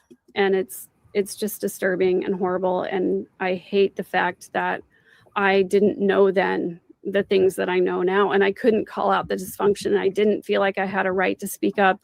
I didn't. Oh, she didn't realize she had the right to speak up. But just 5 minutes ago, she spoke up to Alex and said, "What the hell, where have you been? I can't believe you did that." So apparently she did. She did or she didn't. It's hard to say with Megan. Feel like I was strong enough to say those things. I was like 24 years old at the time, you know, like I didn't know anything at the time. So yeah, you don't know anything now, Megan. You're a liar and a grifter and a phony and a fake and a fraud. when did you discover that, hey, I need to speak up, I need to say something to heal? When did this start happening for you? I don't care. He's one of these people. I don't care when that started happening for her. So we're moving on to the next version of the story. So for those of you who don't know Kirsten, this is Kirsten. And this is the interview. So I guess what happened was Kirsten reached out to Megan and was like, "Hey, Megan, I don't know if you know, but I know the Cox family because I lived in San Antonio during this time when you weren't around the family, but I was. And I knew the family. So I can support all your lies. So why don't you have me on your show?" So now this is the first appearance, as far as I can make out. This is the first appearance of Kirsten. And I guess the story is that they crossed paths a number of times without knowing who each other was, or they had they went through the exact same experiences, only Lauren or Megan did it. You know, Megan's like 10 years older or whatever. So they feel like they're sisters under the skin, and they just think that they are hilarious, and they shriek with laughter a lot. And I find it hard to imagine how two people get together and decide to tell outright lies about other people just so that they can get attention. But I also find it hard to tell lies about people just so I can get attention. So just saying, clearly these two have cooked up some fun together. So Kirsten comes across to me in this video very differently than the way that she presents herself now. So here we go. So Kirsten claims to know the family very well, right? So she can back up all of Megan's stories. This is another really important piece of the puzzle, because a lot of people have wondered about Stacey's death. And for those who don't know. So this is just last year. This is June 30th. So almost exactly a year ago, and almost exactly a year after the Trisha one that we just watched. Stacey is Janice and Barry's oldest daughter. She died under very suspicious circumstances in 1998. I was there with Alex. Right? Look at how pretty she is, eh? Let's just have a little moment of admiring how beautiful Stacey was. It must be maddening to the family too, to have Megan making use of family photos and stuff like that for her own twisted ends. Just the insults just never end with this woman. I believe that Alex had something to do with her passing more quickly than she would have. She was very sick. So we're back to, right, again, we're back to Alex gave her a shot of insulin that would cause her to die of low blood pressure, not high blood pressure. She was also very emotionally Blood sugar, not blood pressure. Sorry, blood sugar. Unhealthy, from what I understand. Again, she never said any of this before. And according to Summer, she had definitely throughout her illness, she had struggled with depression and anxiety. And that is to be expected, right? But that she had been feeling physically better and was looking forward to a part-time job that she would be able to do from home and was feeling better. So yeah, you can almost hear it in her voice that she's making it up, right? But I do believe that Alex had something to do with hastening her departure from this earth. But I can't remember now. Is she going to mention the great big shot? Let's listen. Hi, Nick, Mike. Other family members disagree with me, but please, just keep in mind. Nick is saying, I remember seeing her on other platforms and wondering how many times she was going to tell the same 6 stories. But we're going through this story, the 4 different versions. We are going through 4 different versions of the Stacey's death story to point out that it's different in significant ways every time. The circumstances were very suspicious. I was the only one there with Alex because Janice, Barry, Lori, Summer, and a 2 to 3 year old Colby were all in Hawaii. Adam was living. Again, that's not suspicious. That's the family going on a holiday together In Kansas at the time. So Stacey was alone at the Cox's house with Alex. And then he, I believe, used me as an alibi to go find Stacey together, and she was unresponsive. And I've shared before that the Coxes did not come home from their Hawaii vacation. They stayed in Hawaii. And I believe that part of the reason. But they did come home. Unfortunately, they weren't able to come home immediately. It took them a couple of days to get flights and get home. And Stacey passed before they got there. So extremely tragic for the family not to be able to make it back in time to see her before she passed. And Megan uses this to aggrandize herself and make herself important because I was there. Yeah. Reason is because exactly what you're saying. Janice and Barry had told her before, maybe you're just not meant to live a long life. Yeah. You can. Again, she only tells this part of it in 2 of these 4 versions. She only says that they told her that it was her time to die. She only says it in 2 of the 4 versions. Take care of your daughter much better from the other side than you can from here. They believed that Stacey would be able to watch over her daughter, Melanie, who was with her husband, who had full custody, her ex-husband, who had full custody. And so according to Summer, none of this is true. Her parents did not believe in reincarnation or anything like that.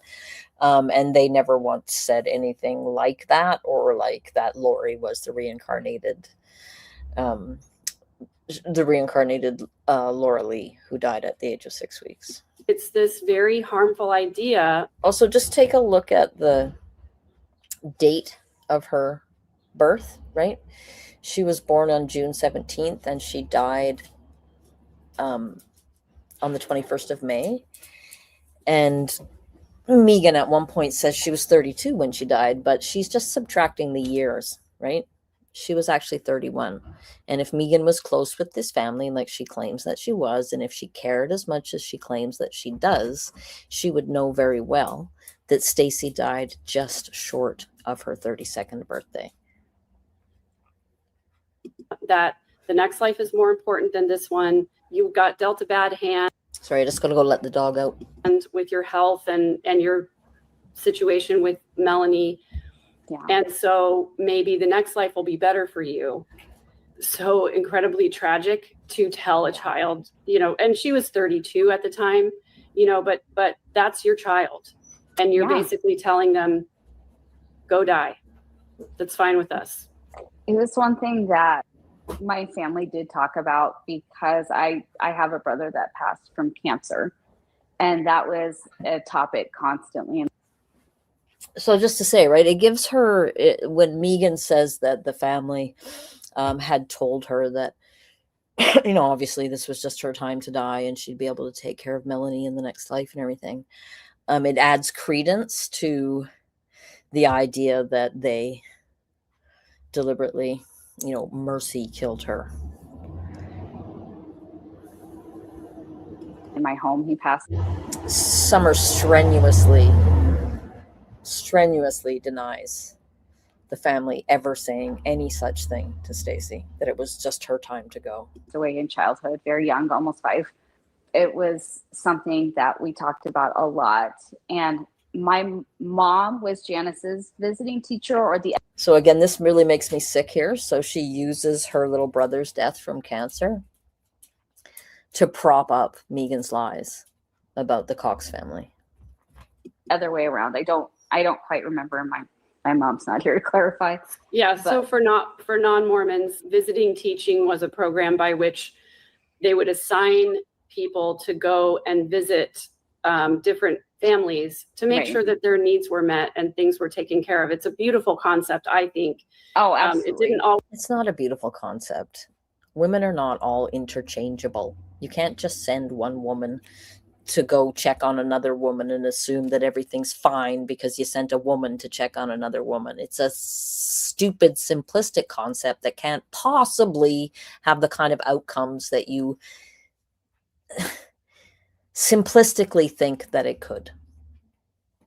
We're not interchangeable. Not all women can be equally good friends with all other women. It didn't always go the way it I'm ehing at Megan, not at the Mormon church, although was supposed to. But this Right. just means that your mom would have visited with Janice at least once a month in her home, or Right. vice versa. Right. It's kind of like an assigned best friend. That's what Yeah. neither of them should be talking about this, right? None of this is her place to talk about so publicly. And then she brings Megan on, or Kirsten on to talk about it. And why Kirsten thinks that she has any role to play here at all is extremely mysterious to me. I didn't know when I was first watching the Ex-Mormon Snark channel that this was how Kirsten came onto the scene. Because I'll tell you what, I would have had a lot more to say about her if I did. I used to call it. That would come and see you again at least once a month. If you had hard things going on in your life, you could contact your visiting teacher, let them know, kind of figure ways for the church to help, etc. Yeah. So for example, if a child passed away, your visiting teacher would come in and, you know, comfort you and make sure that Right. you had other people to bring meals and come and visit you, so that during the time that you're dealing with your grieving, that you have people helping you and they're aware that you're grieving and they're trying to help you Right. through this process. So they would have been very close at this time. Yeah. So they talked a lot, and especially since my mom had a son pass away. Right? So Kirsten's about to say, she's backing up Megan's lies by saying that they talked about this a lot, that Kirsten's mom and Stacey's mom talked about these things a lot together because Kirsten's little brother died too. So Away, they would talk about. Summer says, my mom was Kirsten's mom's visiting teacher, and Kirsten's mom never came to my mom's house once. Neither did Kirsten. Okay. Thank you, Summer. Because, yeah, she makes some pretty crazy claims About that. And my mom did say that she thought it was really weird that Janice seemed sad, but not really, just kind of like death is part of the picture and you die and it's fine. And she did bring up reincarnation. You know, she had asked my mom specifically if she thought my brother spirit had been born to another child or would be born to another child. My mom kind of did not enjoy talking about that because she said she didn't want him to be. You know, she liked knowing that was her son and that she believed in heaven she would get a chance to continue to be his mother and raise him. That was something my mom said all the time, that God was going to give her the chance to be his mom and raise him. Summer says, I'm not sure if Kirsten had a mistaken identity and thinks my mom was someone else, but my mom never served in Young Women's in San Antonio, and there were no swimming activities at my parents' home. Liar, liar, pants on fire. Kirsten, yeah. It does seem like it. It certainly does. And like what these two seem to be another match made in Creepy Town, just like Lauren and Megan. And so Which is that's a very mainstream Yes. Mormon belief, is that if you have Right. a child die during this life, that you will have the chance to raise them in the next life. Right, exactly. So my mom really was prickly against that, and it did bother her a significant amount that it wasn't just brought up one time, it was brought up frequently. And it was kind of like, my mom was like, I don't want to talk about this anymore, but I don't think she ever said that to Janice. Yeah. But she said it to you. She said it to you. Sure. did not want to talk about it because Janice firmly believed like that her baby that they had lost was in somebody else. I don't know how much you want to go. Yeah. That's Megan's claim, is that Janice believed that Lori was the reincarnated Laura Lee. Into all of that. But Well, no, I actually do want to talk about it because I want to. It gets me lots of attention, right? It gets me lots of attention.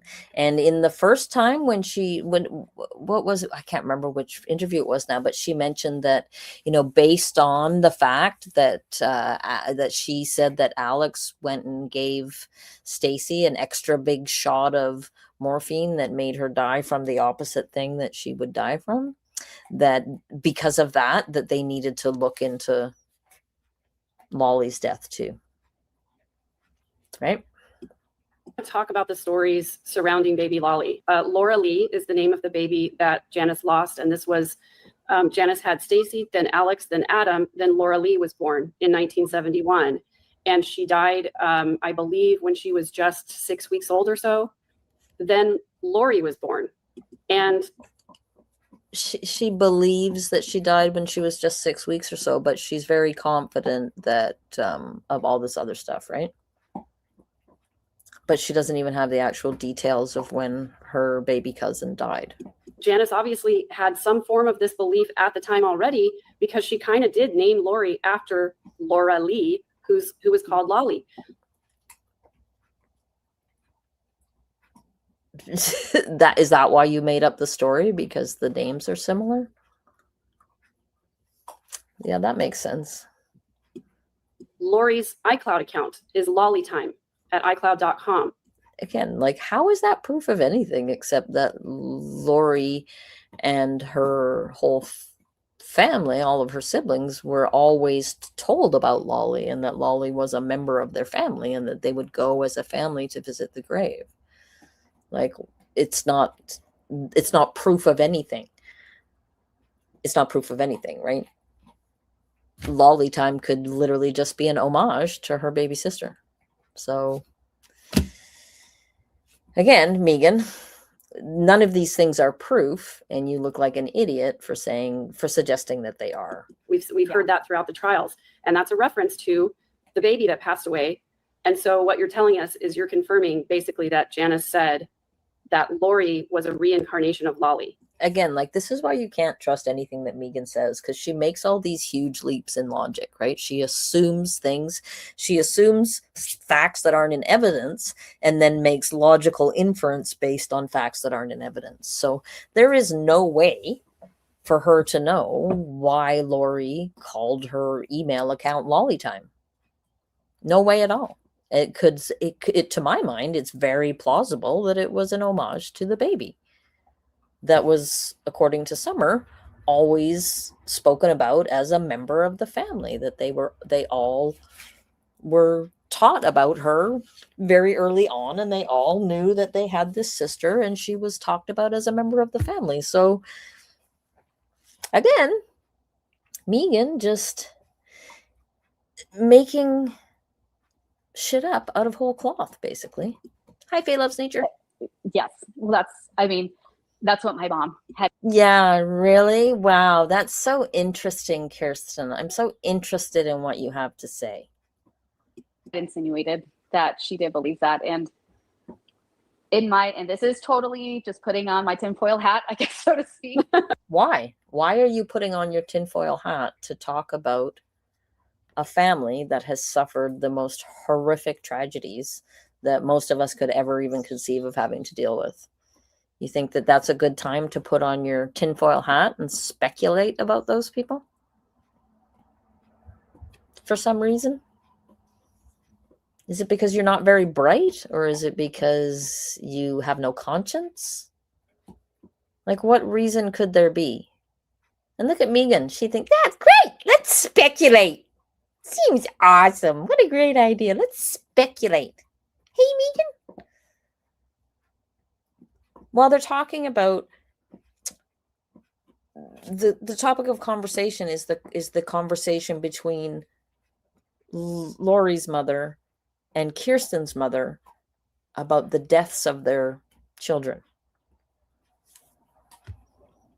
They seem to be having an awfully good time about it. I have to think that if you are raised believing that your sister getting another chance, that right there could be a confirmation of these multiple probations, right? And also, how could you not be almost like put on a pedestal or be told that you were special or you have some special mission because God put you on this earth for a second time because your body was not healthy or whatever. Like, I have never heard this. No one has told me this. I want to be very clear. No, I just came out here to speculate about people that I'm supposed to care about who were an intimate part of my community at one point. And so I just thought I'd come out here and make some shit up so that there would be content for Megan. Literally, what is the freaking point of this conversation? Thank you, Shirley Graff. That's very generous of you. I very much appreciate that. Thank you. Like, how do they sleep at night, these two idiots? They seem to be perfectly fine. Their little pride episode where they completely exploited the LGBTQ community with shrieking laughter for half an hour is still up. No shame about that. So can't imagine why they'd have shame about this. Me with my tinfoil hat on, but being raised in Mormonism, understanding how families work, knowing Janice and Barry, there is no way they didn't make Lori feel like she had. Knowing Janice and Barry, I would like you to invite you to fuck right off, Kirsten.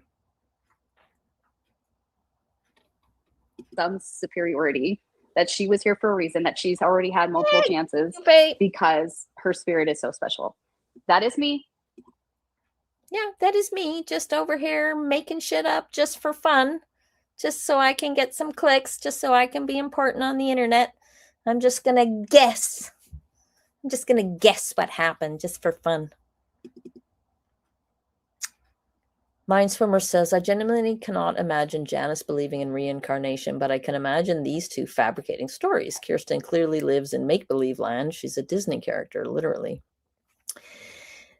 I am not a big fan of this outfit. She looks like the evil stepmother in this outfit. Just sickening behavior from the pair of them. I need to go to the ladies' room again. I'll be right back. Everyone can come at me or whatever. I don't care. That's just my personal belief.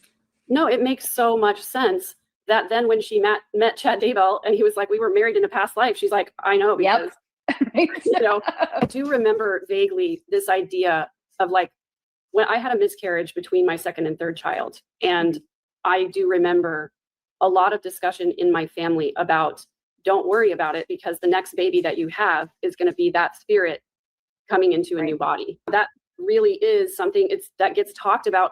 Now, it's not written doctrine anywhere, but it's one of those beliefs that some people, they sort of put puzzle pieces together from the doctrine about what we believe about the afterlife, or what Mormons believe about the afterlife. Right. And then they say, well, if this is true, then this must also be true. And so they sort of stick that together and they go, okay, well, so baby Lolly died at 6 weeks old, and then her spirit. She's literally just describing what these guys are doing, right? They're just like piecing shit together to make up a story. That's exactly what they're doing. Spirit was allowed to come to a new body, Lori's body. Right. Yep. So And talk live about the life it was supposed to have. And I'm glad that you shared that, because my mom had a miscarriage and people had told her that and she rejected it. I'm glad you said that, because my mom had a miscarriage. Like, am I the only one who saw that? That giant smile on her face when she said my mom had a miscarriage? Yeah. She rejected that belief and was like, no, I don't think so. That was something different. And I had a miscarriage in between my children. And I was told that same belief at church. And I also rejected it. So what? None of this is proof of anything. You guys are embarrassing, and your cruelty literally knows no bounds. Like, shut the hell up about this. I was just like, no, I think just sometimes things happen, it's science or whatever. But Yes, sometimes things happen. Sometimes people like you and Megan get together and tell lies about a family that you knew a little bit when you were young, so that you can get attention on the internet. We're all learning now about people like you. Fascinating. that was me. And I was still in the church, I was still going and everything. So it's funny. I mean, it's kind of almost like comforting to hear you say that. So I'm like, oh, other people thought that. It wasn't just like, and you know what? Things I heard sometimes. Yep. Yeah. And you know what? Because my family were the ones telling me that, I believed it, and I wanted to believe it, because also I had the added complexity of not being married in the temple. Therefore, according to Mormonism, I was not sealed to my children. Sorry, I don't know what's happened here. I feel like I'm in the wrong part of this. I thought I had checked the right. I'm gonna search the transcript, because they don't spell Stacey properly in the transcript.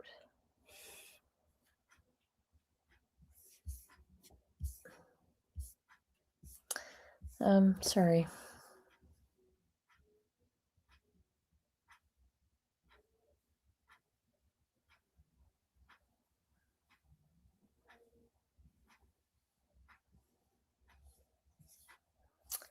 Yeah, I think that might be it, actually. I think that might be as far as they go into the story of Stacey's death. So I'm not particularly interested in listening to more of this right now.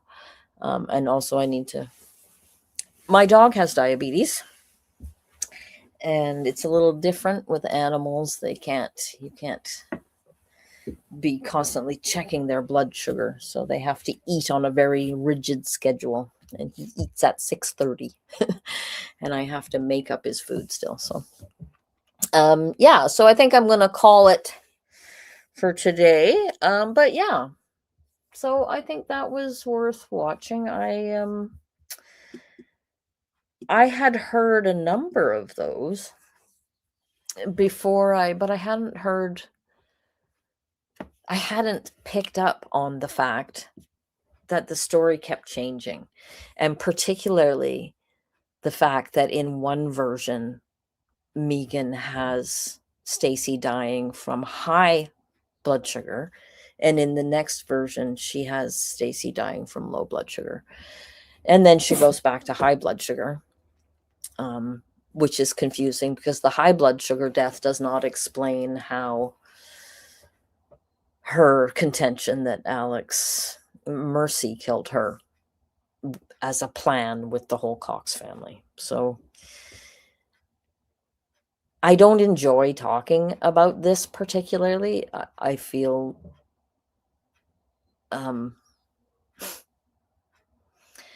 annoyed that these idiots have made it necessary to talk about Stacey's death. Not because we shouldn't talk about Stacey's death, but because Stacey's death was only one thing that happened to her in her whole long life.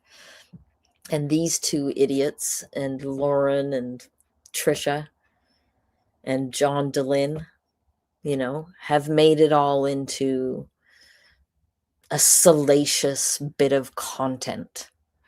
Her death, rather than celebrating her life, right? And being able to talk about who she was as a person, right? Instead, we're wasting our time having to refute these assholes and their terrible behavior. So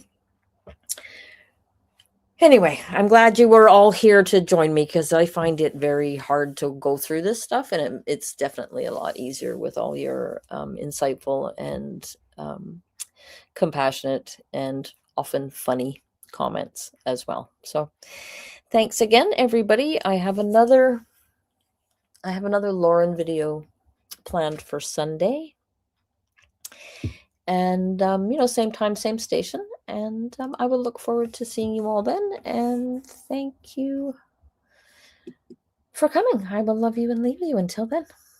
Bye bye.